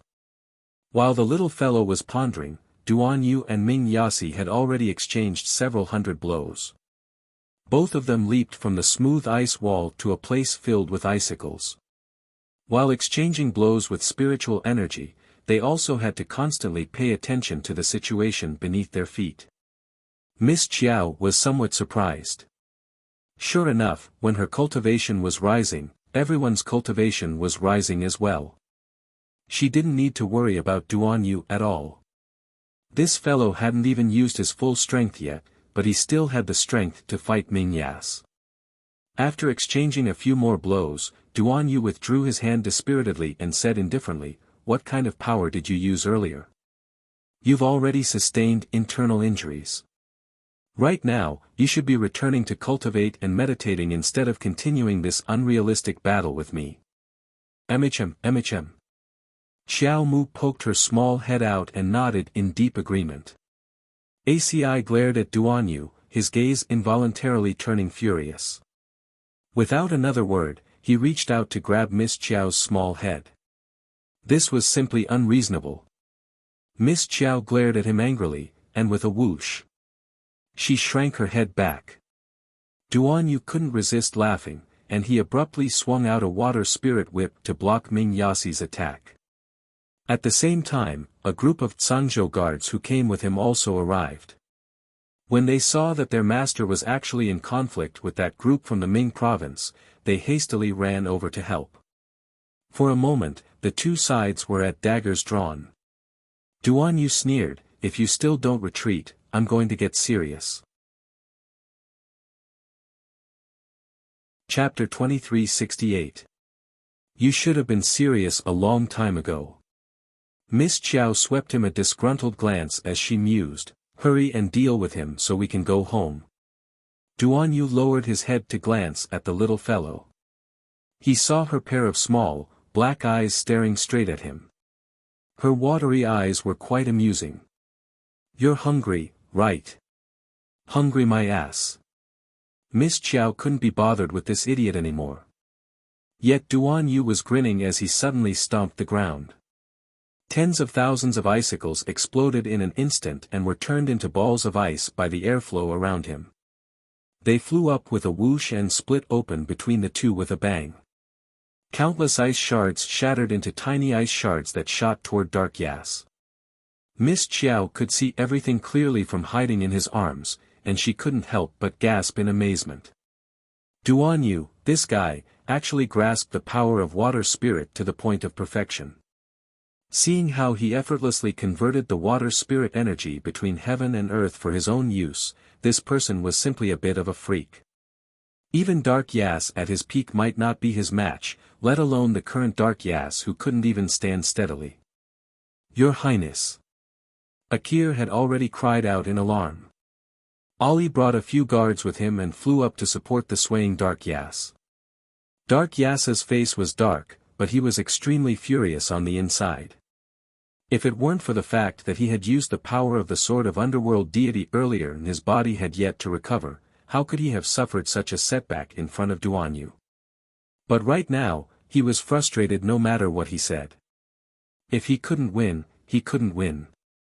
He already knew that he couldn't protect what he wanted if he wasn't strong enough.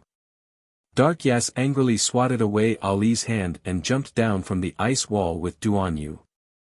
He reflexively covered his chest with his hand. Duan Yu turned around and coldly swept him a glance. The Cangzhou guards had already swarmed up to protect their master in the center. Although they only had half the number of Ming Province's personal guards, their fierce eyes were extremely sharp. It was as if each of them could take on 100 enemies alone, and they were brimming with a baleful aura. Ming Province's crown prince, today's exchange of pointers was to this prince's liking. Let's play again next time if there's a chance. Duan Yu waved his hand with a nonchalant expression as he turned to leave with the little fellow in his arms. The Cangzhou guards were naturally not as magnanimous as their master. Each and every one of the Dark Province guards who were glaring at them like tigers watching their prey, turned around in a row, and retreated in a row. They stared at the Dark Province guards in front of them and protected their masters as they left. Of course, they were not very afraid that the people of the underworld continent would attack. Unless they wanted to die here, they could just attack. The heavenly ice and snow region was within the territory of the Tsang state. It would be strange if the people of the underworld state dared to make a move. If they hurt Prince Chen, the emperor could send an army to crush them at any time. Ming Yas wasn't a fool. He had already thought of this. At this moment, she was staring at Duan Yu's group leaving with gloomy eyes. She clutched her arm that had been cut by the water spirit. His arm was not the only thing that was injured. In the last confrontation just now, that damned Prince Chen was indeed a powerful figure. Akir's eyes were red, and she looked like she was about to cry. Brother Yas, why were you so impulsive? She clearly knew that now was not the right time to fight with the people of the Cangzhou, so why couldn't she keep her cool? Ming Yas coldly glanced at her before looking in the direction that Duan Yu left in a trance. He didn't speak for a long time. Chapter 2369. Seeing that Yasi didn't chase after her, Miss Qiao inwardly sighed in relief. This guy was extremely troublesome. If she allowed him to continue pestering her, the one who would be annoyed would be her true self. Right now, her tiny body couldn't do anything. She was too weak to even jump up and scratch his face. Right now, her most important task was to find a place to settle down and sort out her current situation so that she could get herself dressed as soon as possible. Arbor sighed powerlessly in her heart as she looked down at her chubby little paw. Go do what you need to do. Duan Yu aloofly instructed the Cangzhou guards before bending down to enter the tent. He placed the little thing on a small table before his gaze landed on her injured little paw. Due to the torment along the way, the gauze had long fallen off, so her little paw was currently exposed to the air. Although it wasn't bleeding anymore, it still hurt terribly. Your Highness. Xiao Kezi anxiously called out upon hearing the commotion. Duan Yu didn't even look up when he heard his call. He merely took out a medicine bottle from his inner world and placed the little thing on his lap.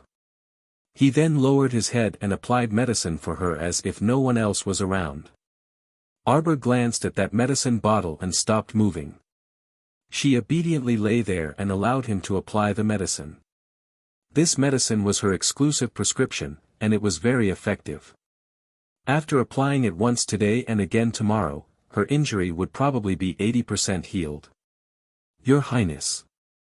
When Xiao Kezi saw that Duan Yu was ignoring him, he hastily walked forward and circled Duan Yu's body several times. My Highness. Alright, stop making a fuss. If you have something to say, say it. This servant heard that you encountered the Nether Province guards this time and almost met with danger, right? Xiao Kezi wailed, you really were in too much danger. Duan Yu carefully applied the medicine for the little fellow before looking up to meet his eyes. I'm fine. The implication was, stop making a fuss over there. Arbor also felt that this little eunuch was terribly noisy.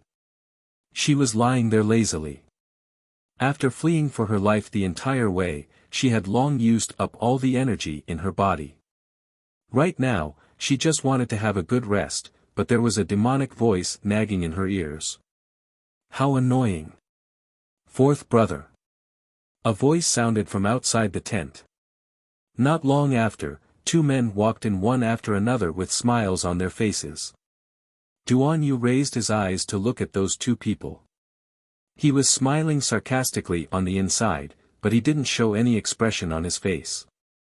Second royal brother, third royal brother, is something the matter? The second prince and the third prince looked at each other. The third prince smiled and said, I heard that you met with danger on the way. Are you alright? Duan Yu spread his hands. It's obvious that she's not injured. She's completely fine. That's good, that's good. The third prince laughed and glanced outside the tent. I don't know where Xiang Chang heard the news of your injury. She's so nervous that she's secretly crying. You have to comfort her later. Xiang Chang, come in. The woman who entered after hearing the sound had red eyes, as if she had just cried. She was dressed in a fiery red muslin robe and had a tall, jade-like nose. Her appearance was quite stunning. A phoenix hairpin wrapped with 8 jewels on her head was quite eye-catching under the swaying sunlight. The little fellow was lying there. She looked up at that beauty in red and sized her up curiously before looking away and continuing to laze around. Chapter 2370. Brother Ali, Commandery Princess Xiangchang called out with reddened eyes. She sized him up from head to toe. Thank goodness you're all right. Xiangchang was worried to death. Duan Yu blinked and absent-mindedly swept a glance at that Commandery Princess. Many thanks for the Commandery Princess's concern, but it's better for the Commandery Princess to call me His Highness Prince Chen. When Xiangchang heard this, half of her eyes immediately reddened again. She lowered her head and bit her lip, looking hurt. The third prince hastily smoothed things over. Aya, fourth brother, that's not right. Xiangchang is the only daughter of Marquis Anqing. Marquis Anqing was conferred the title of Marquis by grandfather's generation, so he's quite related to our imperial family. That's right. We grew up with Xiangchang, so how can you treat her as an outsider? The second prince also interjected dryly. Miss Qiao, who was lying on the side to watch the show, only felt that the 3 people before her were all idiots. As expected, Duan Yu slapped her in the face with the next sentence. That's you guys. Duan Yu swept a sardonic glance at his 2 elder brothers before his chilly gaze landed on Commandery Princess Xiangchang. I'm not familiar with her. The second prince and the third prince were choked to the point of speechlessness. Wasn't that true? This fourth brother had just returned to Cangzhou not long ago. It was them and Xiangchang who grew up together, not fourth brother and Xiangchang, that when they thought of this, the second and third princes could only awkwardly rub their noses and chuckle. Haha. Duan Yu reached out to pick up the little fellow who was sprawled on the table, causing her to glare at him in displeasure. She was lying here perfectly fine, so what was there to pick her up for? Don't think you can pick her up casually just because she's young. Duan Yu glanced at her with a grin and ignored her gaze. He turned around with her in his arms and threw a sentence at the second and third princes. If there's nothing else, my royal brothers, I'm going to rest. This was an order to chase them out. A trace of anger flashed across the two princes' faces. They were increasingly displeased with this unbridled fourth brother. However, they couldn't say anything right now. They could only hatefully fling their sleeves and growl at Xiangchang, let's go. How could Xiangchang Commandery Princess's eyes shift away from Duan Yu? At this moment, she was staring at him with infatuation. How could she hear the second prince and the third prince's cries? When those two people saw Xiangchang's love-struck appearance, they were even more infuriated, so they simply abandoned her and left Duan Yu's tent, slamming down the curtain. Ungrateful fellow! The third prince spat as soon as he stepped out of the door. They had come to see him in vain. They didn't expect him to be so rude to his elder brother. Second prince remained silent with a dark expression. He was naturally displeased with Duan Yu in his heart. However, with his current status and the importance he received from Imperial Father, even if he wanted to make a move on him, he would have to assess the situation and plan before making a move. If he acted rashly, it would only make him more unlucky. Xiangchang. Let her be, the second prince said coldly. He was not very optimistic about that woman from Xiangchang. Just by looking at his fourth brother's cold attitude towards her, he knew that there was no chance. Unfortunately, that woman's brain wasn't good. She insisted on sticking to him and asking for humiliation. So be it. She would soon find out who was more suitable for her. If it weren't for giving face to Marquis and Xingho, he wouldn't care about a mere Xiangchang. The second prince thought coldly as he left with the third prince. However, the two people didn't know that Crown Prince Rongli was currently standing in a corner of the tent wearing a thick brocade cloak and coldly watching them leave. Chapter 2371. Duan Yu sat down with the little fellow in his arms and examined her tiny paws that were smeared with medicine. A voice suddenly rang out beside him. Brother Ali, what is this? Is this a mink? It's prey that you brought back, right? It's quite cute. Can I touch it? Duan Yu furrowed his brows at the string of voices, and he rudely blocked Xiangchang's hand. He asked dryly, why haven't you left yet? Xiangchang Commandery Princess's eyes immediately reddened from grievance. Her lips quivered as she sniffed and cried pitifully, Brother Ali, I. Duan Yu felt all the hairs on his body stand on end. Unexpectedly, the fur ball in his arms also stood on end. It was mainly because Xiao Mu felt that this woman's voice was clearly coarse, but she still had to tighten her voice and pretend to be weak and easily bullied. This made her hair stand on end. Duan Yu looked up and finally glanced at this Xiangchang Commandery Princess. The latter was secretly delighted and put on a gentle expression as she looked back at him with watery eyes. Xiao Mu's body trembled, and she could even feel Duan Yu, who was hugging her, also trembling. Xiangchang Commandery Princess naturally did not notice the two people's identical actions. Duan Yu, who sensed something, looked down at that furball in amusement. Xiangchang, this prince is going to rest. Wasn't this eviction order obvious enough? As long as one had a bit of foresight, they should be able to scram obediently. However, Xiangchang Commandery Princess was an oddball. She was secretly happy that she finally had a chance to be alone with Prince Chen, so she pretended not to understand Duan Yu's words and naturally could not leave. Miss Chiao, who was exhausted from the day, stretched out her paws and yawned rather sleepily. Xiangchang Commandery Princess's eyes instantly widened as if she had seen a ghost. She pointed at Arbor in Duan Yu's arms and exclaimed, Brother Ali, it actually knows how to yawn. Duan Yu, who was thinking that the little fellow was very adorable, only heard Xiangchang Commandery Princess's coarse voice. He felt it was ear-piercing, and anger involuntarily flitted across his eyes.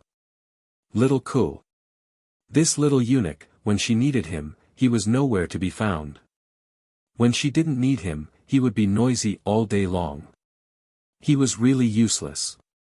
When Lil Ku-zi saw the second and third princes enter, he very consciously retreated and gave the space to his masters.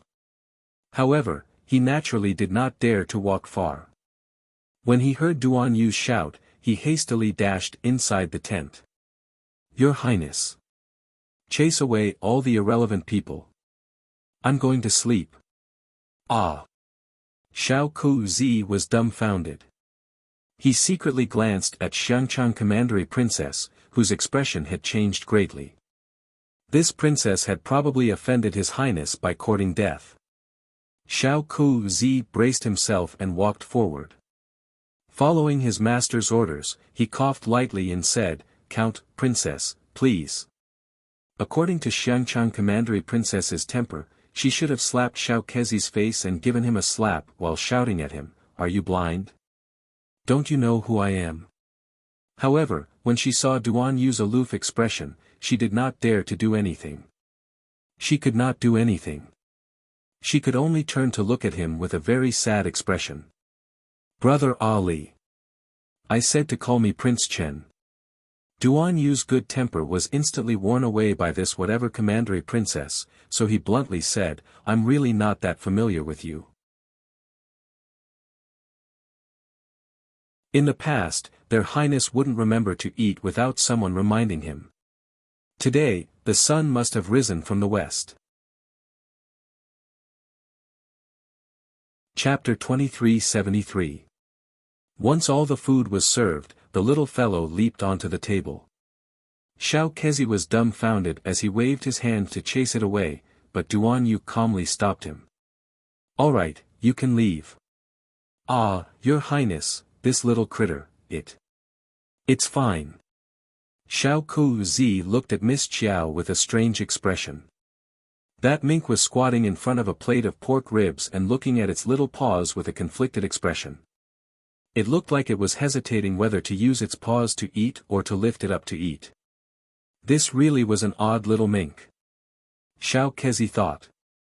How could it share food with His Highness at the table? It was so dirty, yet His Highness didn't mind.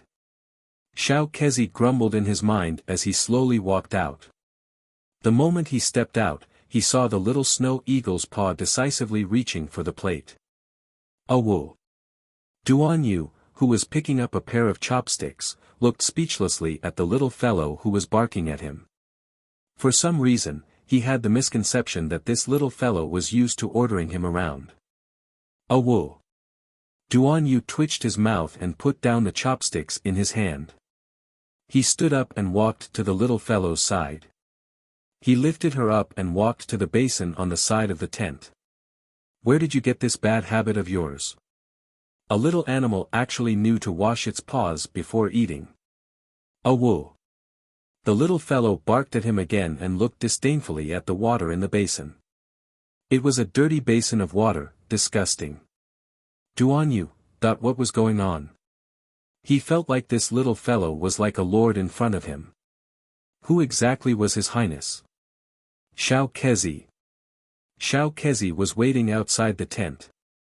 When he heard the call, he lifted the curtain and rushed in at the speed of light. "Your Highness, did that mink disturb your meal? Do you want this humble one to throw it out?" "Awoo!" Sir Jojo glared at the slanderous fellow who rushed in. Xiao Kezi looked like he had seen a ghost. It really was a ghost. This little mink looked so adept at glaring at people. "Pour out the water in the basin," Duan Yu said helplessly.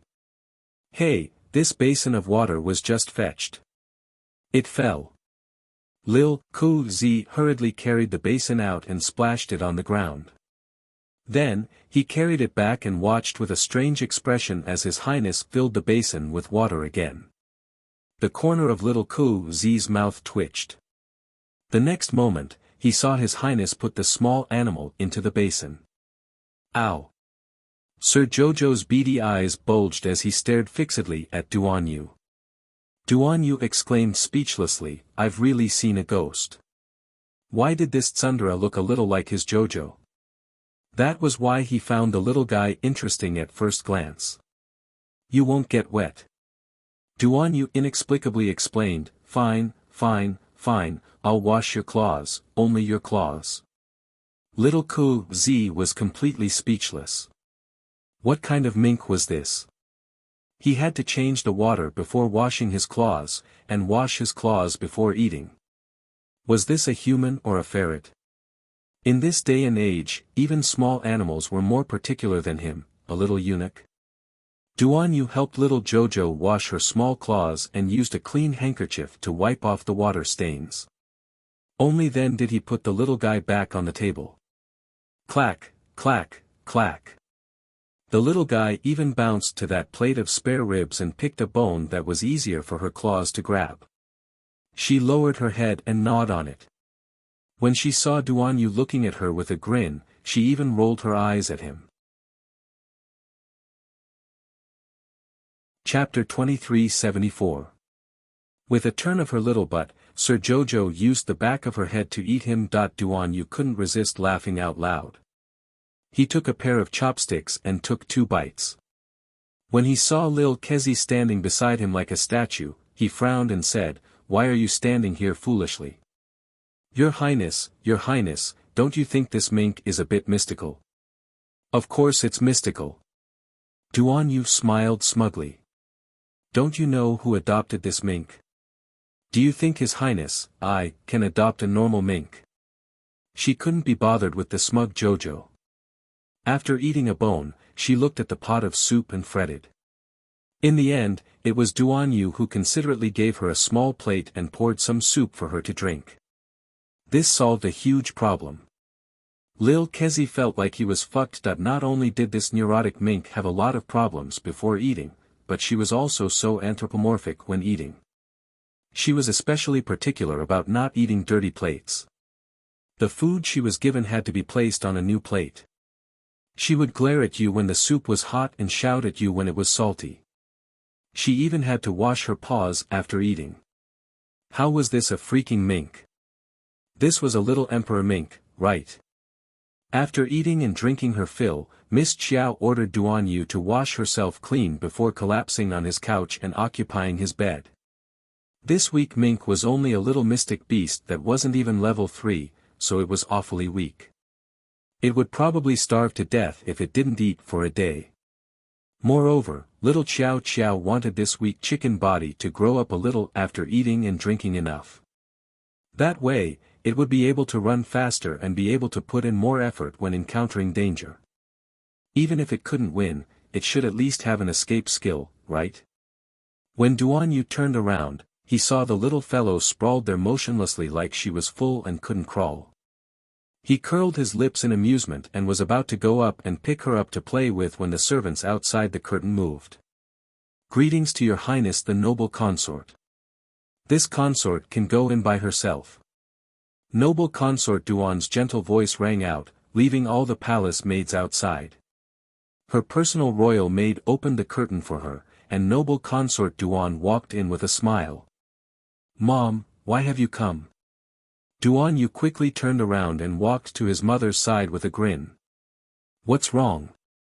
"Mother heard that you went out to play and encountered danger on the road. Can't I come and see you?" "Mother, why are you listening to their nonsense?" Duan Yu helped his mother sit down on the stool. "I, your son, am mighty and domineering. How could a few insignificant thieves injure me?" "What little thief?" "I heard that it's the cruel and merciless crown prince of the underworld region." "Humph." Duan Yu raised his slender brows noncommittally. "Just a defeated opponent, not worth mentioning." "You child." Noble consort Duan glared at her son in amusement and anger. "You're too proud."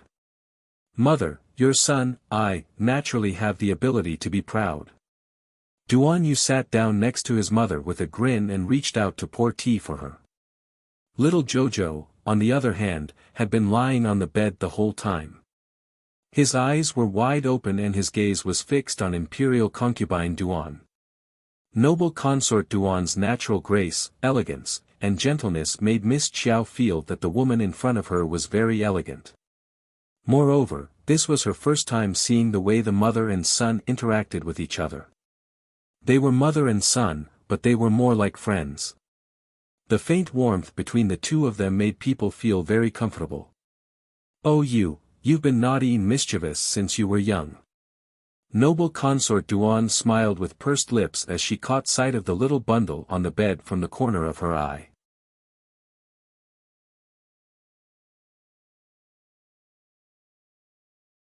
Chapter 2376. Mom. I already said you can't take good care of her. This little fellow is full of problems and is very precious. Let me carry her back and raise her. Our dear Duan inexplicably didn't sleep well the entire night. Every time he closed his eyes, the little ferret kept hovering in front of him, making him feel anxious and worried. As a result, he ran over here early in the morning without eating breakfast. Noble Consort Duan rolled her eyes at her son and slapped away his hand that was reaching for the little ferret. Stingy. You said you were giving it to Mom, but now you want it back. Duan Yu looked at his mother aggrievedly. Mom, don't you feel guilty saying this? When did your son say he was giving it to you? Your son already said he wasn't giving it to you, but didn't you still snatch it and run off? You don't know how to raise it and raised a spirited little fellow into a listless thing. Now, you refuse to return it to me, your son, no matter what. Truly aggrieved. Jojo didn't want to move at all. She merely raised her eyes and continued to lie there with her head drooped listlessly. Noble Consort Duan took more food to feed the little ferret, wanting to tease her. Duan Yu's eyelids kept twitching as he watched from the side, and he quickly went up to block his mother. Mom, don't keep feeding her. Look, she can't even crawl after eating. I'll carry her out to digest the food. Noble Consort Duan was about to block her son, but Duan Yu, that guy, reacted quickly and picked up the little Jojo in his arms. Just as she was about to fly away, Xiao Kezi's report came from outside the tent. Your Highness. Noble Consort Duan's hand froze in mid-air as she reached out to snatch the little ferret from her son. Noble Consort Duan leisurely combed her hair and gently said, Come in, Xiao Kezi. Xiao Kezi opened the curtain and entered. He hastily bowed to Noble Consort Duan and Duan Yu before reporting, Your Highness, His Majesty issued a hunting order just now and wants you to go with him. He said you are going to the stone slope to hunt a level 7 spirit beast. Duan Yu was disinterested when he heard this. He waved his hand while carrying the little ferret and said, Not going. Xiao Kezi had long known that His Highness was willful and reckless, so he was not the least bit surprised when he heard His Highness's rejection. He just put on a troubled face and said, But His Majesty has already given the order. If Your Highness doesn't go, someone with ulterior motives may come to make things difficult for Your Highness and say that you openly disobeyed His Majesty's decree. When Noble Consort Duan heard this, she frowned and looked at her son.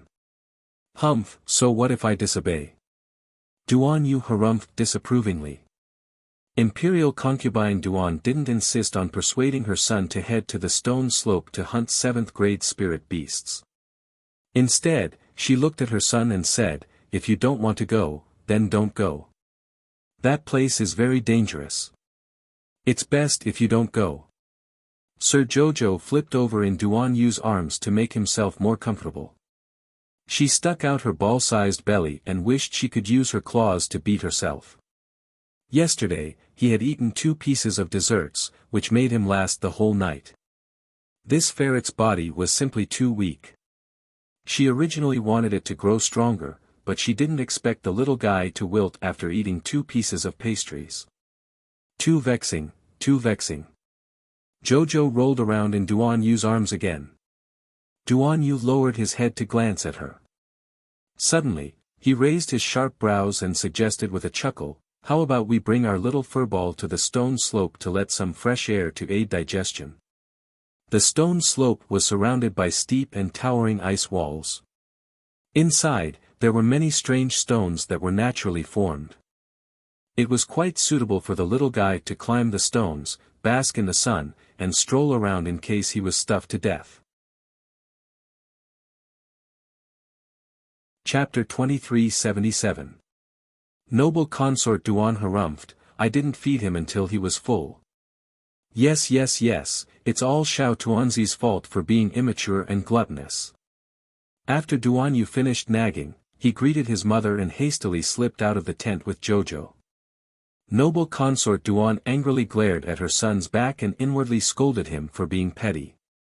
This little mink was clever and adorable. She liked it when she saw it. No wonder her son also wanted to snatch it from her. Xiao Tuanzi, master will take you for a stroll. Miss Chiao glanced at him listlessly and couldn't be bothered with him. The moment Duanyu left the tent, he heard a hearty laugh. Fourth brother. When he turned around, he saw Crown Prince Ronli walking over with the second and third princes. Behind the three of them was Commandery Princess Xiangchang, whose eyes were clearly red as if she had cried the entire night. When the third prince saw Duanyu, he couldn't resist saying, Old Fourth, look at how you angered Xiangchang yesterday. She didn't sleep well the entire night and even cried until her eyes were swollen. Crown Prince Ronli couldn't resist chuckling. Fourth brother really shouldn't have done that. Duanyu pretended not to hear them. After greeting the three of them, he turned to leave with the little mink in his arms. The three people who landed behind him clenched their fists and gnashed their teeth as they looked at his back. Xiang Chan looked like she was about to cry again. Facing Ronli beside her, she weakly called out, Crown Prince Gij, is there some misunderstanding between Ali Gij and me? Crown Prince Ronli shuddered for no reason. Don't blame the Crown Prince for being unromantic. It was mainly because Xiangchang Commandery Princess's voice was quite rough. She purposely pinched her throat and spoke like this, so it was even worse than her usual tone. It made one's hair stand on end. It's nothing, don't think too much. Crown Prince Ronli smiled awkwardly. All right, the group is about to move out. Let's hurry and prepare. Let's go. Xiangchang sniffled and nodded. She had the maidservants bring her a date-red spirit stallion and nimbly mounted it. As for Duanyu, he had already mounted that polar ice wolf and fled with Sir Jojo. He couldn't be bothered to travel with the group. Since the destination is the stone slope, then let's meet at the stone slope. The great emperor had long known that his fourth son did not follow the routine of ordinary people. Looking at his departing figure, he could only sigh speechlessly. Meanwhile, in south city of Shenzhou, in front of a mansion in a busy alley, the passers-by couldn't help but rub their arms and look back in confusion. Only pedestrians were seen hurriedly passing by. The peddlers on both sides of the street were also selling their wares with all their might. There was nothing out of the ordinary. This street could be considered one of the main streets of South City. Usually, it was quite lively with people coming and going. However, what was strange today was that everyone who walked on this street felt a strange chill. It was as if there were dozens of ice sculptures beside them, faintly emitting cold air. These ordinary people naturally didn't know what was going on. However, the two Taoist priests sitting in the restaurant across the street frowned deeply and looked coldly at the street across from them. A slightly younger Taoist asked, Senior brother, what's going on? Why are there so many ghosts gathering on such a bustling street? This matter is very strange. The sex elders sent the two of us to investigate first. We must remember not to act rashly and alert the enemy. Senior brother, do we have to wait until nightfall before sneaking into that mansion? Chapter 2378. The older Taoist priest nodded slightly, yes. The two made up their minds and stopped talking. It was not until night fell that they exchanged a glance and quietly went down from the restaurant. At this time, there were not many people on the street, but the gathering of ghosts was more and more serious. The two glanced at it with their spiritual sense, and their faces were quite dignified. They went to the back of the house and jumped in. As soon as they sneaked to the door of the house, they heard a man's low voice from the main hall, "Since my friend is here, why don't you show yourself?" The two Taoist priests looked at each other. Just as they were about to walk out of the hiding place, they heard a wind in their ears. A tall woman wearing tight night clothes, with a slightly dark complexion, slightly high cheekbones on both sides, slender eyes, and long hair tied up high, landed in the courtyard with a whoosh. She said with a smile, "Sorry to disturb you. My daughter passed by your house at night and thought it was quite interesting, so I came uninvited." Quite interesting. Did she want to join in the fun of the ghosts' carnival? Zhou Huan led Qi Hua and several people out of the house. Beside the 8 of them stood 3 middle-aged men and an old man. These 4 people were the talisman masters that Prince Mo asked Fang Su to gather around the South City. Among them, the old man, Mr. Mu, was the most profound talisman master. The 3 middle-aged men were yellow and advanced talisman masters respectively. The old man had reached the profound level of great talisman master. But these days, the talisman masters gathered together. No matter how they studied, they couldn't figure out what talisman the little girl was hit by. As for the talisman master that Mo Lian asked Fang Su to find, they naturally couldn't find him in the South City.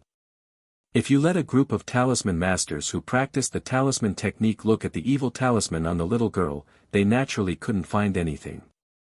"Are you a talisman master?" Zhou Huan looked up and down at the woman. The woman was only 28 or 29 years old, but her cheekbones were slightly high, making her face look a bit harsh and serious. The woman grinned, and her personality seemed to be quite straightforward. "That's right. I didn't expect to see so many peers in an ordinary small house. Nice to meet you." The old man, Mr. Mu, stroked his beard and said with a smile, "Miss, you must be a yellow-grade talisman master. Old Mister has good eyesight." The woman cupped her hands, "I am Shenfei." Old Master Mu nodded and shifted his gaze to the other side. "Are those 2 friends still not going to show themselves?" The 2 Taoist priests looked at each other and jumped out from their hiding places. They cupped their hands and greeted everyone. Old Master Mu smiled and said, "So it's the 2 Taoists from the Taiji sect. Nice to meet you." The great name of the Tai Chi sect naturally resounded throughout the divine continent. This was the Tai Chi sect, one of the 7 great sects. The sect mainly cultivated talisman techniques, and the old sect master's talisman techniques were not much worse than the head of a talisman aristocratic family. The 2 Taoist priests looked at each other and bowed to the old man at the same time. Old Mr. Mu. So they knew each other. Old Mr. Mu's talisman technique was the highest amongst this group of people, and he was a rather upright person. He had a brilliant reputation in the talisman puppet world, so everyone naturally followed him into the central room. The 2 Taoist priests and the woman, Shenfei, looked towards the backyard at the same time. When they saw a large defensive formation set up there, their hearts couldn't help but tremble slightly. The woman, Shenfei, was the first to ask, "Old Mister, may I know what happened in the backyard of this mansion? Why are there so many ghosts gathered at the front door?" Chapter 2379. Old Sir Mu involuntarily heaved a long sigh. This is a long story. Please follow me, everyone. Since they were all talisman masters, the more people there were, the better. Old Sir Mu also hoped that these people would be able to discern something. Especially the 2 disciples from the Taiji sect, he hoped that they would be able to give a different opinion. The people who followed old Sir Mu into the backyard passed through the defensive array and arrived at the door of a row of rooms. Tong Zheng was standing guard outside the room. When he saw the people who came, he merely glanced at them indifferently. Old Sir Mu cupped his hands and said, "Please inform them." Tong Mo silently flashed into the room. However, he flashed out a moment later and said indifferently to old Sir Mu, "Everyone, come in." The room was extremely large. When they walked in, they saw a row of low cabinets carved with flowers. At the corner, there were several double-sided bamboo screens embroidered with green bamboo. Shenfei focused his gaze and saw a large bed made of rosewood. Indistinctly, he could make out two figures, one sitting and one lying down. During this period of time, Mo Lien had been feeding the little fellow spirit fluid every day and had the maids help her change her clothes regularly. Therefore, even though she had been lying down for 7 days with her eyes closed, she still looked clean, comfortable, and tidy. Her small face was rosy and glossy. She looked no different from a normal person who was sleeping. Only Mo Lien was extremely anxious. He was aware that the little fellow had been lying down for 7 days.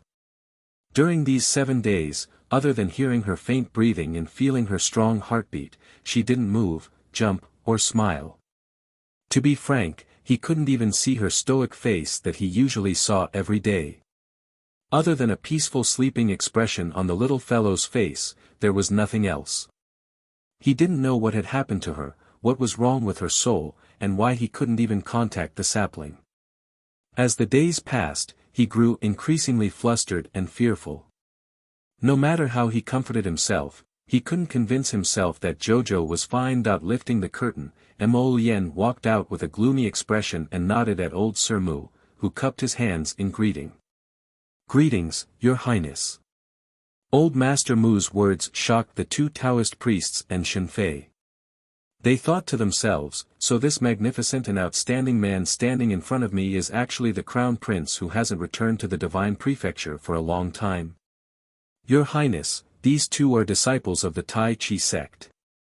This young friend Shen is also a talisman master who was attracted by the ghost spirits outside.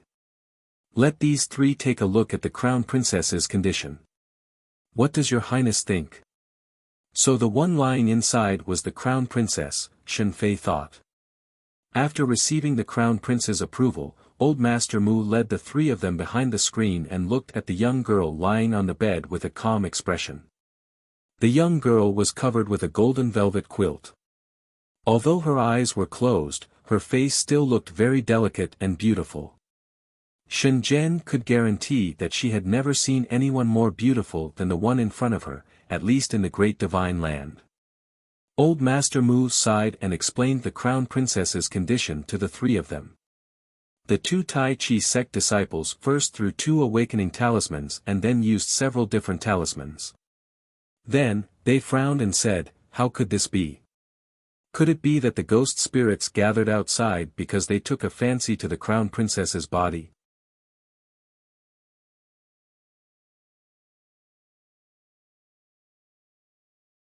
Chapter 2381.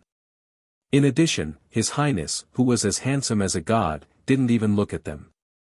Every day, he just stayed by the living dead's side, watching over her day and night. How could they not be angry? That kind of person from the lower star area might only be at the low level of the profound realm. I really don't know how she has the face to stay by His Highness' side. Exactly. Oh, it's so annoying. If she always looks half dead, I don't know how long we'll have to wait on her. What can we do? Who asked us to be in such a bad situation? I'm really not reconciled. I think she's 99% rich and poor. She'll be fine with just a few injections. One of them laughed. 2 injections? Do you dare?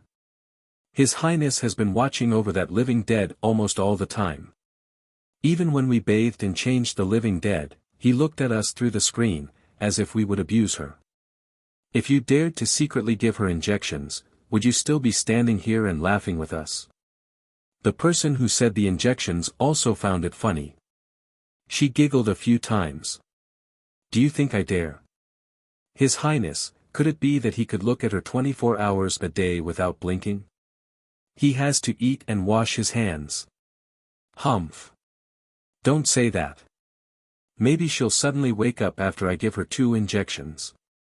If that's the case, I'll be a hero. Hey, hey, hey. Hey, hey, hey. Wow, then when you become a hero, remember to help us. I really don't know why His Highness is so patient.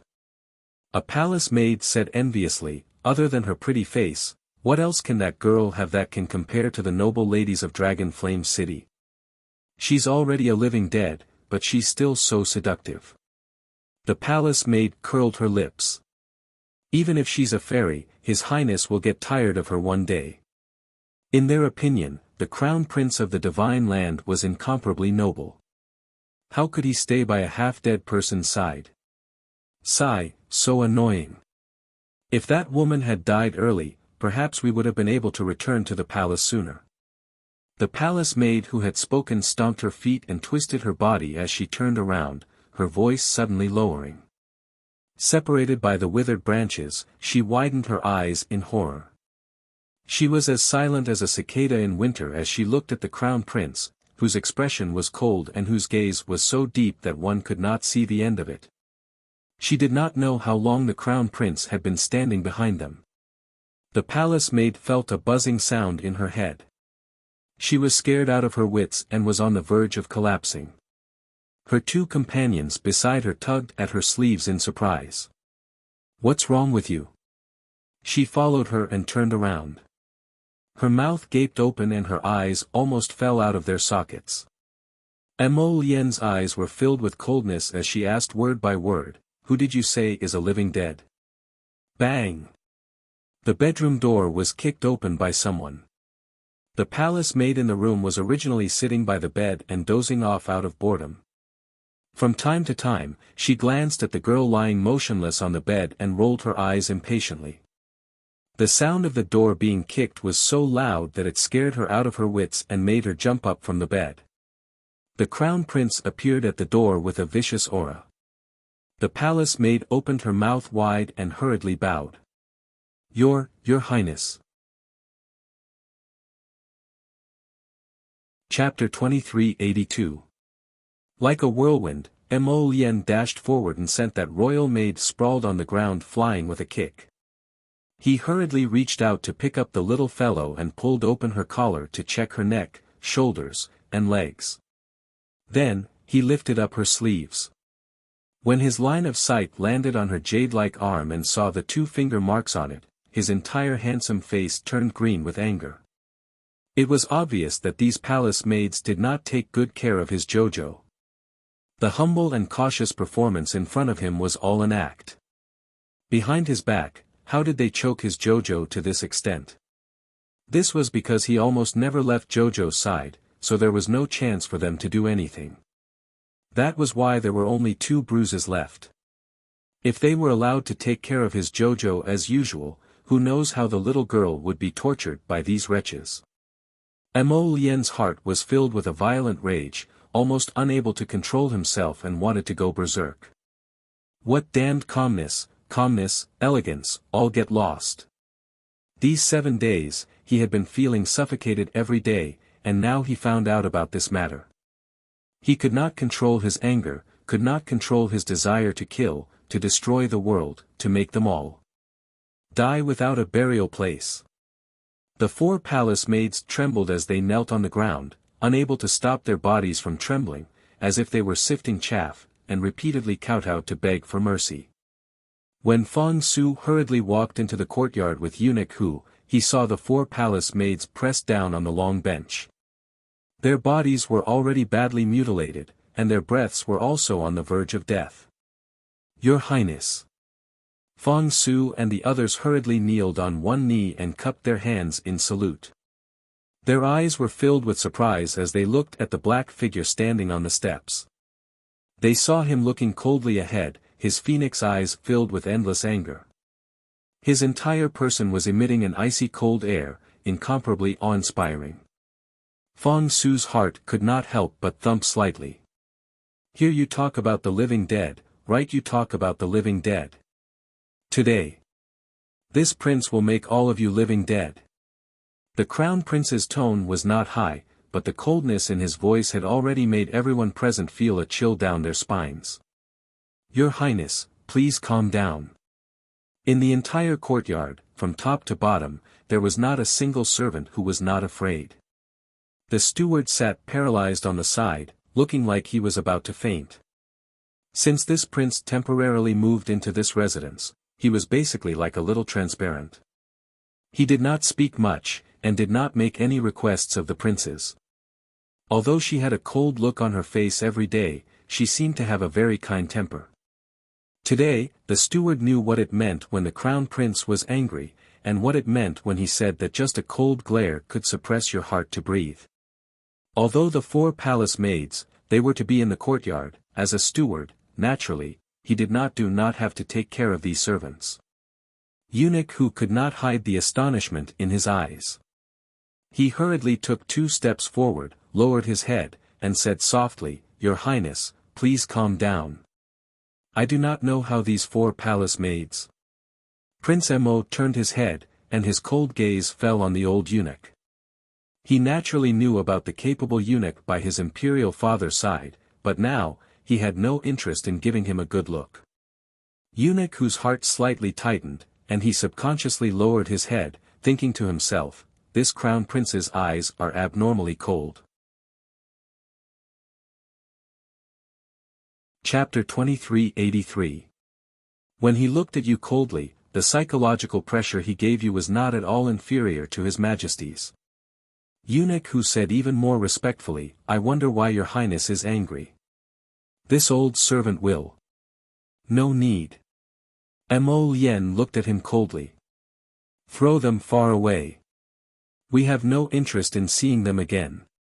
Tong led a few black-clothed youths and silently appeared behind the crown prince. He flew forward, picked up the 4 badly mutilated palace maids, and jumped over the wall to leave. Eunuch who? His willful grandfather, what was he trying to do? The crown prince's cold gaze flitted across Eunuch who's face. Then, he flicked his sleeves and left without a word. He left behind a group of people kneeling or paralyzed on the ground. They looked at each other, but no one dared to stand up on their own initiative. Mo Lien clenched his fists and quickly walked into the room. He closed the door behind him. His phoenix eyes, which were filled with coldness and killing intent, softened little by little when he saw the little girl lying quietly on the bed. He ran forward quickly. Mo Lien pulled back his arms and hugged the little fellow tightly in his arms. He hugged her tightly, hugged her tightly, hugged her tightly. He was such a proud baby. Now, he was unknowingly being despised, loathed, and tormented by a few lowly wretches. His heart ached. His heart ached so much that he wanted to die. It was all his fault. He was not attentive enough. He did not work hard enough. He did not give enough. He was not good enough.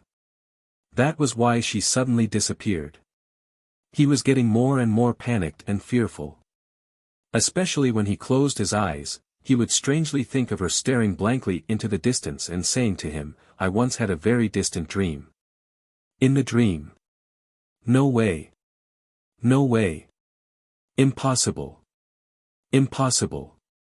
Impossible. That was just a dream. She wouldn't go back. She wouldn't go back to that dream.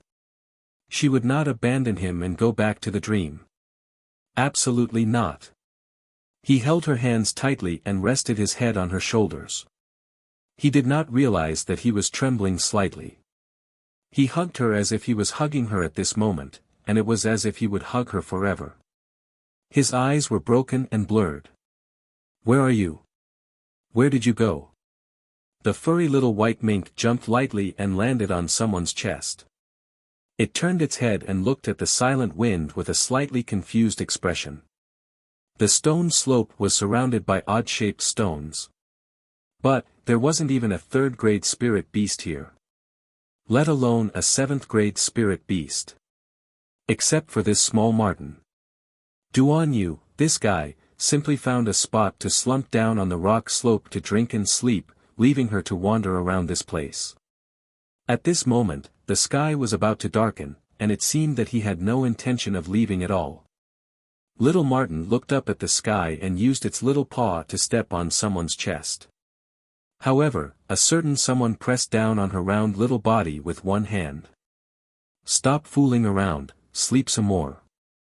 Duan Yu reached out to block the glaring afterglow of the setting sun. The little white mink squirmed out from under his arm and scratched his arm with its paw. Duan Yu withdrew his arm and opened his eyes. Under the rays of the setting sun, his pair of outstanding peach blossom eyes seemed to contain an inextinguishable starlight that floated and sank in the depths of his eyes. "If you scratch again, I'll chop off your little paw," he threatened and raised his fist. Chapter 2384. The little fellow used her two hind hooves to stomp on him before jumping up, wanting to leave. Duan Yu hugged her and pressed down on her round body. He stood up with a smile and said, "You really have quite a temper. All right, let's go home. Let me touch you to see if you've digested the food." Miss Chiao suddenly bristled and slapped away his fingers that were reaching for her stomach. Why aren't you letting me touch you? Speaking of which, you always like to stick to my mom. Could it be you're a male? Duan Yu's brain circuit suddenly thought of this, and he looked down at the little fellow before flipping her body over. "Let me see. See your ass." Miss Chiao was so angry that she was about to ascend to the heavens, and she shrieked at him. Duan Yu couldn't resist chuckling. "Still embarrassed? Fine, then I won't look. Stop scratching. If you scratch again, I'll really beat you. You little thing, why do you have such a big temper? But speaking of which, this is my first time seeing such an adorable little ferret like you." Duan Yu's voice faintly drifted into the wind. Miss Chiao listened to him absent-mindedly as she leaned on his arm, her expression a bit tired. Although Duan Yu came to the stone slope with the large group, he took Arbor to hide and relax after arriving at their destination. If he still didn't come back now, people would be alarmed to look for him. The angriest person was Commandery Princess Xiangchang. She originally thought that she could hunt a level 7 spirit beast with His Highness the 4th Prince at the stone slope while bonding with him. Who would have thought that His Highness the 4th Prince would disappear without a trace after coming here? Now that she saw Duan Yu's figure, Commandery Princess Xiangchang was so aggrieved that her eyes were about to turn red. She hastily ran up and cried pitifully, "Brother Aoli, where did you go by yourself? The 2nd Prince and the 3rd Prince hunted that level 7 spirit beast, but that fellow is still very wild and needs to be tamed for a while before it can be contracted. Do you want to go take a look?" Duan Yu naturally couldn't be bothered to pay attention to this Commandery Princess who was talking to herself.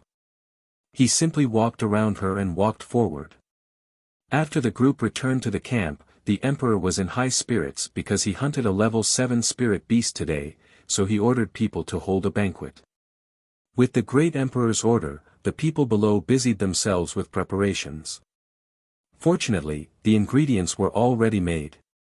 Soon, shelves and short tables were set up in front of the campsite. The bonfire was lit, and the musicians and dancers for the banquet were all in place. Soon, Miss Chiao was carried to the banquet venue by Duan Yu. She lay there drowsily, looking a bit listless. Duan Yu teased her with food as if no one else was present. He completely ignored Xiangchang Commandery Princess, who was sitting at the table next to him and gazing at him with burning eyes. As the great Emperor, the Empress, and the concubines entered, the atmosphere became more and more intense. The sound of the officials toasting and congratulating each other was intertwined with the sound of laughter and toasting. Tonight was a starry night, and the moonlight was soft.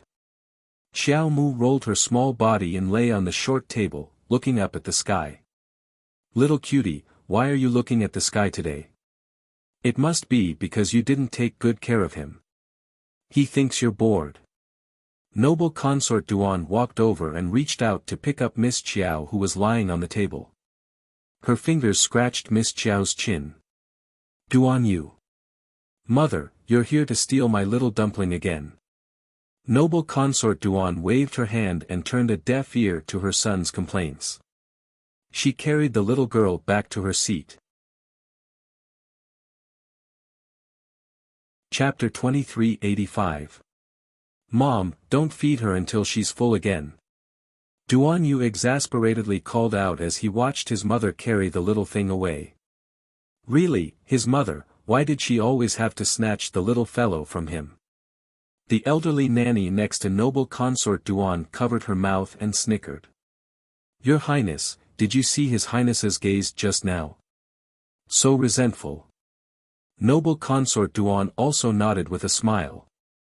I saw it, I saw it. This child, it's not like Mom stole his wife. So petty. Noble consort Duan grumbled as she carried the little mink back to her seat. She happily fed the little fellow food. Your Highness, this is the blue and white wine bestowed by His Majesty. A maidservant walked up to noble consort Duan with a smile and bowed slightly before pouring a cup of wine for noble consort Duan. As the wine flowed, noble consort Duan sniffed slightly and said joyfully, this wine's fragrance is truly intoxicating. I know it's good wine even before tasting it. That's right. This is the tribute wine sent by the kingdom of Qingzhou. There are only a dozen jars every year, so not everyone can drink it, that maidservant explained with a chuckle. The instant the wine was poured, Miss Jiao's small nose also twitched. At this time, noble consort Duan grinned as she flicked her sleeve and reached out to pick up the wine cup, about to put it into her mouth. Without another word, the little fellow pounced forward and kicked the cup of wine out of noble consort Duan's hand in one smooth motion. Clang! The cup shattered on the ground, but the sound wasn't enough to attract everyone's attention.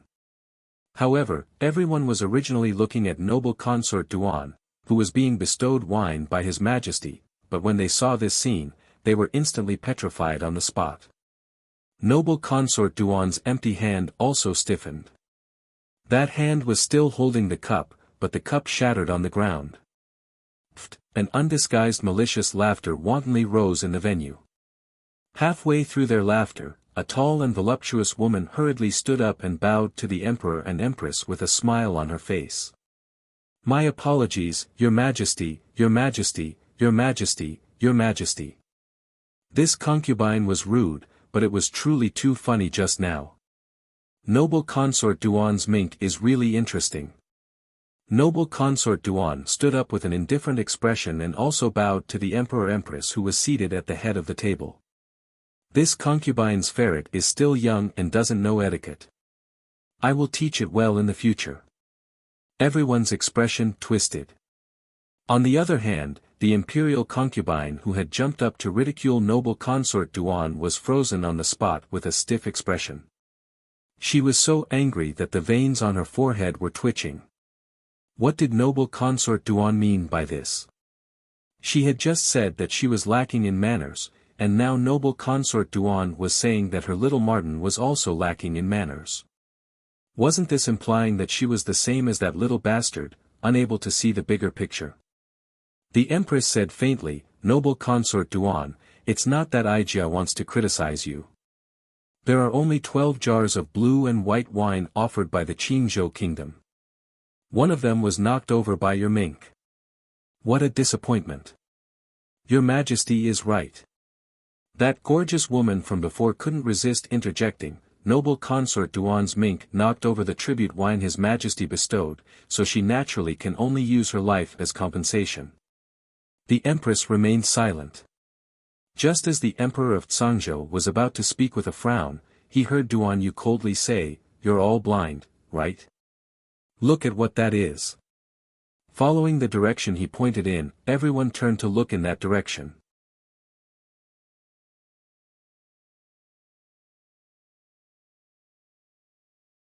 Chapter 2387. Guards. The Emperor of Cangzhou waved his hand and ordered, pass on Zhen's decree. Beauty Wang is innately jealous and immoral. Improper words and deeds, a breach of etiquette in front of the Emperor. She was audacious enough to use underhanded means to harm noble consort Duan and stole her title of beauty. She will be severely punished with 50 strokes of the cane. She will be demoted to a commoner and expelled from the palace. Beauty Wang instantly collapsed to the ground. Even as she was being dragged and flogged, she was still shrieking incessantly, "Your Majesty, this concubine is innocent. Your Majesty, this concubine is truly innocent." It was a good banquet, but in the end, it ended on a sour note. After the Celestial Empress left the scene, everyone also dispersed. Duan Yu used the excuse that his mother needed to rest properly and didn't allow the little ferret to disturb her. Hence, he carried the protesting Miss Qiao into his tent. Fourth brother. A chuckle came from behind. Duan Yu turned around and saw the second and third princes walking over while holding hands. They were looking at him with fake smiles. "Is there something else, elder brothers?" Duan Yu asked aloofly. "It's getting late, and you've been tired the entire day. Elder brothers should return early to rest. No hurry." The second prince's face twitched as he scanned his younger brother from head to toe. His gaze landed on the little white ferret in his arms. Fourth brother's ferret really stole the limelight today. "Oh, it's merely some insignificant tricks." Duan Yu raised his hand to stroke the little fellow's head. He could feel that little thing awkwardly shaking its head, refusing to let him stroke it. "Ha!" The third prince pursed his lips and said with a chuckle, "After the commotion tonight, we didn't have time to open everyone's eyes and see the level 7 spirit beast we captured." "Oh." Duan Yu looked disinterested and added, "Sacred beasts can be seen frequently, but I really don't have much interest in seeing level 7 spirit beasts." When the little fellow heard this, it couldn't resist rolling around on his arm. It felt that this guy was truly vicious. His mouth was simply comparable to Lien's. Even though the second and third princes were so angry that they looked like pufferfish, they still had to maintain a graceful smile on their faces. Even Jojo felt sorry for them. "Moreover, I've heard that the person who contributed the most to the capture of the 7th grade spirit beast was still Prince Rong." Duan Yu threw another fatal flying dagger and said with a chuckle, "Presumably, if vassal Prince Rong hadn't appeared in time, my 2 elder brothers might have been in danger." This time, the third prince could no longer maintain his good grace. He pointed at Duan Yu and shouted furiously, "You! What do you mean? You! Are you saying that without Rong Qing, we brothers wouldn't have been able to defeat that 7th grade spirit beast?" Duan Yu shrugged with a "of course" expression, which angered the gloomy second prince so much that he was also rendered speechless. Duan Yu looked up and waved at the other side with a chuckle. Rong. A tall man with outstanding features walked over from behind the 2 princes. He cupped his hands and bowed slightly. "Greetings to your Second Highness, Third Highness, and His Highness Prince Chen." The second prince flicked his sleeve gloomily and said, "Let's go." The third prince naturally followed behind the second prince. He turned back to glare fiercely at Duan Yu before leaving in a huff. The third prince originally wanted to show off and taunt Duan Yu while he was at it, but he didn't expect to be humiliated by Duan Yu. It angered him so much that he returned to his tent with a swollen belly. Chapter 2388. Rong Qing curiously looked at the little ferret in Duan Yu's arms. "Can this ferret really smell and identify poisons?" Duan Yu nodded. "Of course." Rong Qing then raised her hand to pat the little ferret's head. "I can touch it." "Ow!" The little fellow turned around and roared at him. "Touch my ass, do you think this lady is a kitten?" Rong Qing's expression turned a bit sluggish. "This was a ferret. Are you sure it wasn't a wolf cub?" Duan Yu snickered and forcefully rubbed the little fellow's head. Miss Qiao was so angry that she scratched the back of his hand with her claws. Hiss. Duan Yu retracted his hand and looked at the 2 extra marks on the back of his hand. He huffed, "You're really ruthless, always scratching me. I'll chop off your claws one day. Vassal Rong will be returning first." Duan Yu waved at him and turned to walk back to his tent with the little fellow in his arms. Rong Qing stood there and watched Duan Yu's departing figure, curiosity involuntarily growing in her eyes. This His Highness the fourth prince that the Emperor brought back from the lower star domain seemed to be a very demonic person. There must be another master behind Beauty Wang, but she probably didn't expect that she would lose her life in today's confrontation. Demoted to a commoner. Rong Qing curled her lips. She would lose half her life after being flogged 50 times. How could she survive being thrown out of the palace penniless like this? After returning to the large tent, Duan Yu placed the little ferret on a soft cushion and prepared to bathe before coming back to sleep. Thankfully, his bathing room was set up in the large tent next door, which prevented the tent he was staying in from steaming with water vapor. This also made Miss Qiao feel less awkward. This place was incomparably cold, so the water vapor inside the tent couldn't evaporate. Sleeping in the middle of the night would definitely freeze someone into a popsicle. When Duan Yu returned to the tent, the sky outside had already turned completely dark. At a glance, he saw a certain small animal sprawled on his bed. It looked like it was already asleep. His eyes flickered, and he couldn't help but find it amusing. Duan Yu walked up and picked up the little fellow. He stuffed her into the blankets and stroked her little head. Now that she was asleep, she naturally lay there obediently, allowing him to stroke her head. If she was awake, she would probably scratch him again. When Miss Qiao woke up, she saw that the light in the tent was still on. That idiot was sitting on the cushion with his back facing her. It seemed like he was going to meditate for the night. The little fellow quietly moved his small body. Just as he was about to crawl over, he saw his body move slightly. She quickly lay down and continued to pretend to be asleep. After Duan Yu finished regulating his breathing for 12 cycles, he felt that his spirit was fine, so he stood up and walked to the table to pour himself a cup of water to drink. Miss Qiao guessed that he was probably going to sleep, so she lay there motionless. However, that idiot didn't say anything for a long time. The little guy couldn't help but secretly open his eyes, and from the corner of his eyes, he glanced at the man sitting at the table. What is that guy doing? Cursing silently, Miss Qiao got up stealthily, jumped down from the soft brocade, and crawled a few paces over to his feet. However, she saw that he was supporting his forehead with one hand, and his eyes were in a daze. It turned out that he was sitting here in a daze in the middle of the night. Miss Qiao couldn't help but find it funny. Her pair of small black eyes glanced over, and then she couldn't help but be stunned. She saw a painting spread out on the table. Beside the clear water, there was a gentle mist, the vast sky, and the color of the water reached the sky. Chapter 2389. In the painting, a little girl with a stoic face was standing under a peach blossom tree, her eyes coldly gazing ahead. The little fellow turned to look at the man in bewilderment. Wasn't this Sir Jojo? Duan Yu, this guy, wasn't sleeping in the middle of the night and was sitting here looking at Sir Jojo's painting? What a dunce! Duan Yu had long discovered that this little fellow had sneaked to his side. He lifted her up and casually kicked her a few times before placing her on the table. Jojo curiously reached out her paw and lightly touched that painting. Duan Yu swatted away her paw and picked up the painting to look at it for a while before telling her, "This little girl is really fierce." What? Sir Jojo's ears perked up as he solemnly squatted on the table and stared at Duan Yu, that dunce.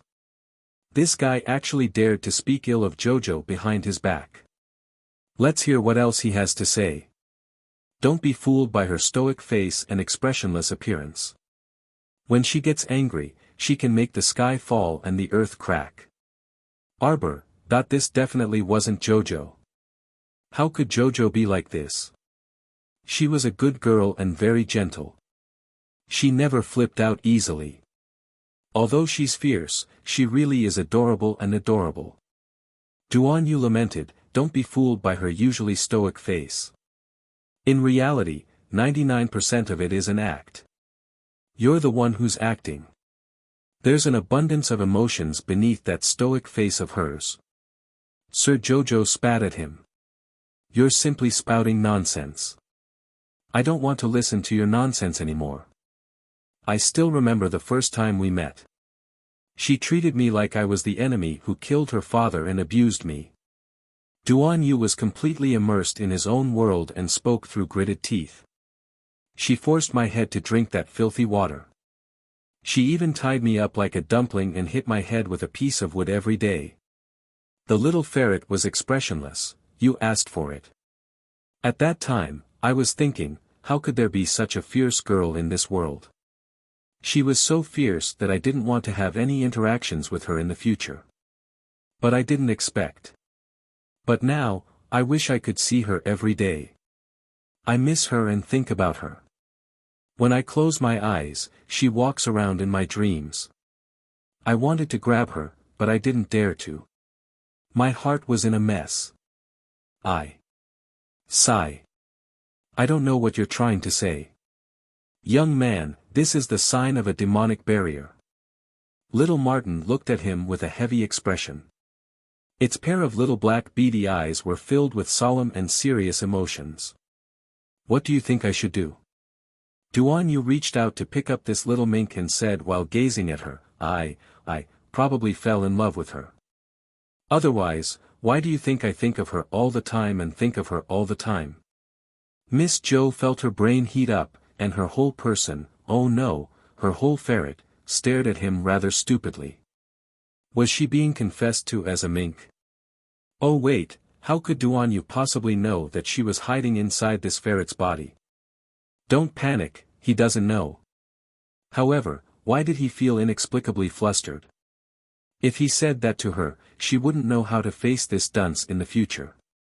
What should she do? Why did she suddenly feel a bit awkward? The little fellow shrunk her small body and retreated a few steps. However, her body was suddenly picked up by him. A pair of black beady eyes stared straight at his almost sparkling peach blossom eyes. Chapter 2390.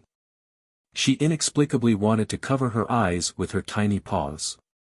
Her ears twitched, and she suddenly heard the dimwit's faint sigh.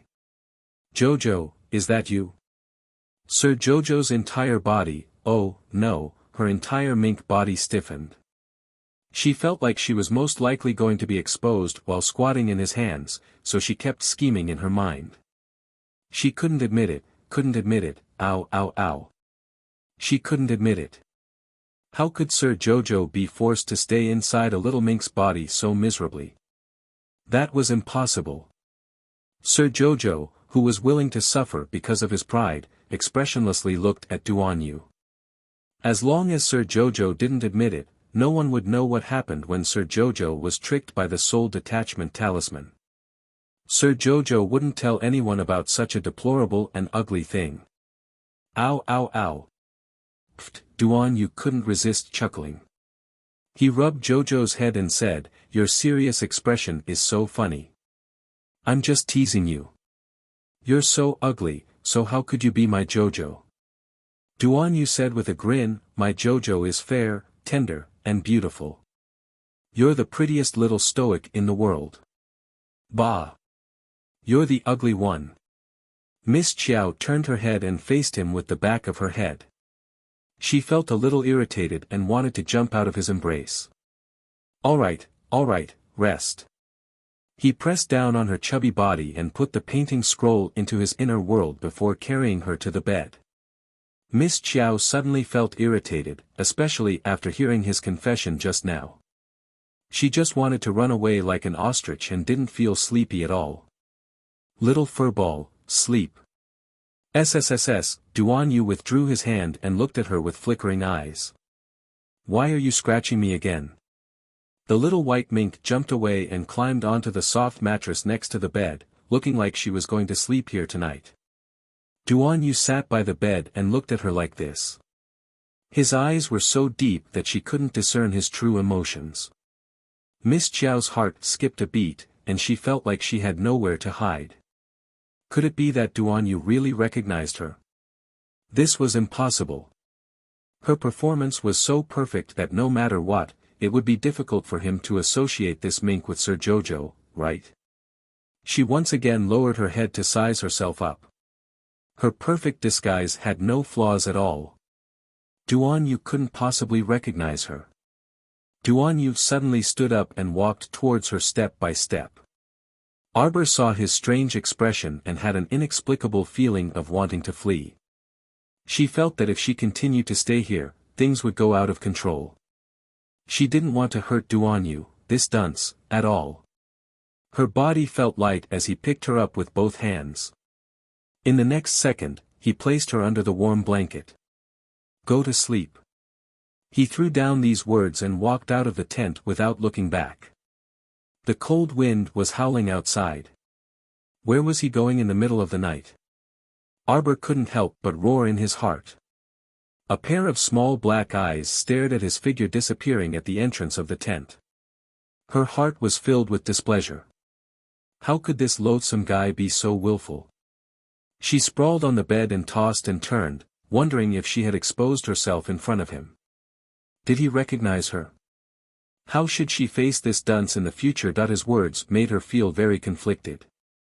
Couldn't they just be good? Like in the past. Chapter 2391. She thought she would be so frustrated and upset that she wouldn't be able to sleep, but who knew that it didn't take long for her to fall asleep, and she slept very soundly. As expected, she was a big-hearted child. Lying there, her round little body didn't move at all. Her soul naturally strolled out and continued to hover above the bed, starting the cycle of cultivation. What Arbor didn't know was, at this time, a figure was silently standing outside the window, staring at her soul that was gradually becoming clearer. His fists clenched and relaxed and tightened again. In the end, Duan Yu still managed to restrain his impulse to charge inside. Not to speculate, not to probe, but to witness with his own eyes. His Jojo was really by his side at this very moment. It was her, it really was her, it was her. Duan Yu felt like he almost couldn't control his frantic heartbeat, nor could he suppress the longing that had been hidden in his heart. What to do? What should he do? Should I use this chance to make you stay an entire day and night? Inside the residence's small courtyard, Fang Su, Eunuch Hu, and the servants were all frantic with anxiety, unable to conceal the anxiety in their eyes. His Highness the Crown Prince had locked himself and the Crown Princess inside that room, but there had been no commotion the entire time. Fang Su and the others were naturally extremely anxious. Until Elder Mu hurried over and told them that the defensive talisman matrix outside was about to collapse and that more and more ghost spirits were gathering outside the residence. Fang Su finally couldn't resist jumping up and quickly walked to the door of the wing room. He hastily lifted his robe and knelt down, saying gravely, "This general, Fang Su, requests an audience with His Highness the Crown Prince for an urgent matter."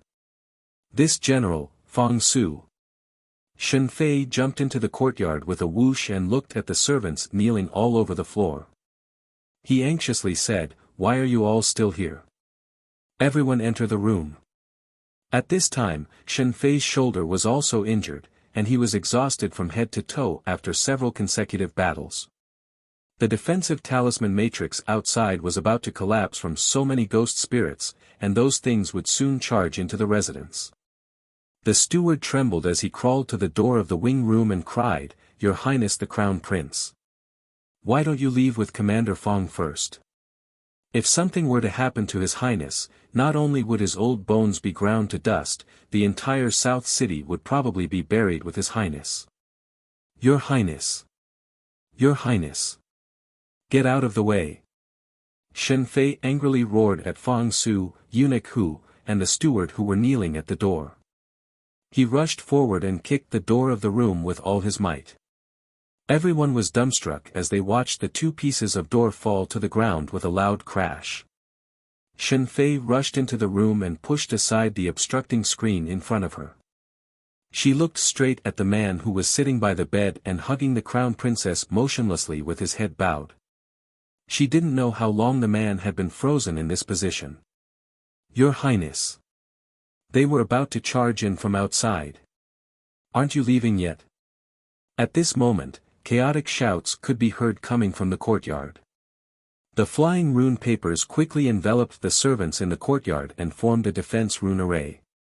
The target of those ghost spirits who were rushing in wasn't the servants, so they naturally couldn't be bothered to attack the rune array.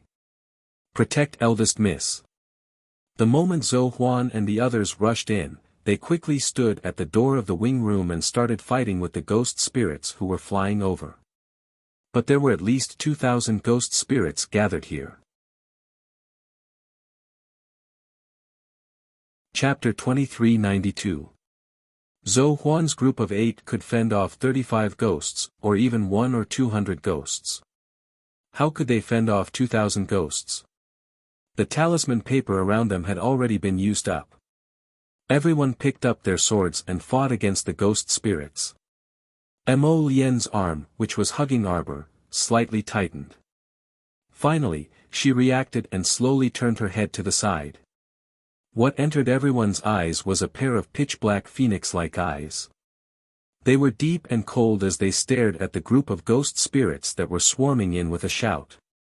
Shen Fei didn't know what kind of scene was imprinted in this crown prince's eyes. It was just that when she looked at these messy, weird-looking ghost spirits, she was already about to vomit from disgust. That person's eyes contained a deep chill. Just like this, he indifferently stared at the door, staring at these crooked ghost spirits. It was as if what he saw was nothing more than a wisp of spring wind blowing on his face, a wisp of flowing light brushing past. His handsome face was completely unmoved. Only when the bone-piercing cold wind approached him did the steward believe that the talisman masters had said that there were many, many ghost spirits gathered outside. He was just an ordinary person, so he couldn't see where the ghost spirits were. He could only feel the piercing coldness pressing on his skin. Trembling, he raised his head. He didn't know that a group of strange-looking ghost spirits had already crowded around him, practically blocking the entire room. Shen Fei swallowed her saliva. She felt a bit strange.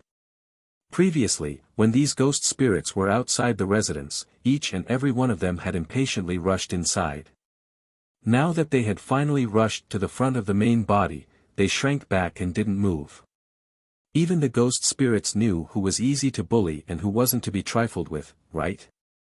It could be said that it was estimated that all the ghost spirits within a radius of 100 li around the southern city had already gathered in this room. The ghost heads were all restless. The dozen or so ghost spirits floating in the front row were baring their fangs and brandishing their claws. Suddenly, they screamed sharply and rushed to the side of the bed. Although they felt danger, the ownerless body in front of them really made them drool with excitement. It was as if, as long as they could obtain this ownerless body, they could have anything in the world. A bunch of enchanting black flames emerged from Mo Lian's fingers. That speck of fire abruptly expanded, forming a fierce black tiger that eyed Mo Lian covetously as it crouched next to his leg. A series of rapid howls came from the air. The black tiger opened its huge mouth and pounced, swallowing the dozen or so ghost spirits in front of it into its stomach. Of course, this was only what Shen Fei, Fang Su, and Eunuch Hu saw. In reality, the black holy fire had taken the form of a ferocious tiger and burned the dozen or so ghost spirits into ashes. Mo Lian gently put down Arbor, who was lying horizontally in his arms. He didn't seem to move, but in the next moment, he was in front of the many ghosts. His robes fluttered even though there was no wind. Black sparks of fire quickly formed a circle around his body. They exploded at the same time. Streaks of terrifying black flames mercilessly engulfed the ghost spirits in front of them. When he was doing this, there wasn't the slightest fluctuation of emotion in the depths of his eyes. Crown Princess! Shen Fei cried out in surprise. A few little ghost spirits were seen rolling and crawling as they slipped through the gap in the door. They greedily rushed towards Arbor's body. At the same time, an aurora suddenly rushed out from Arbor's body. The ghost spirits who were forced to retreat outside the door by the holy fire didn't know what was going on.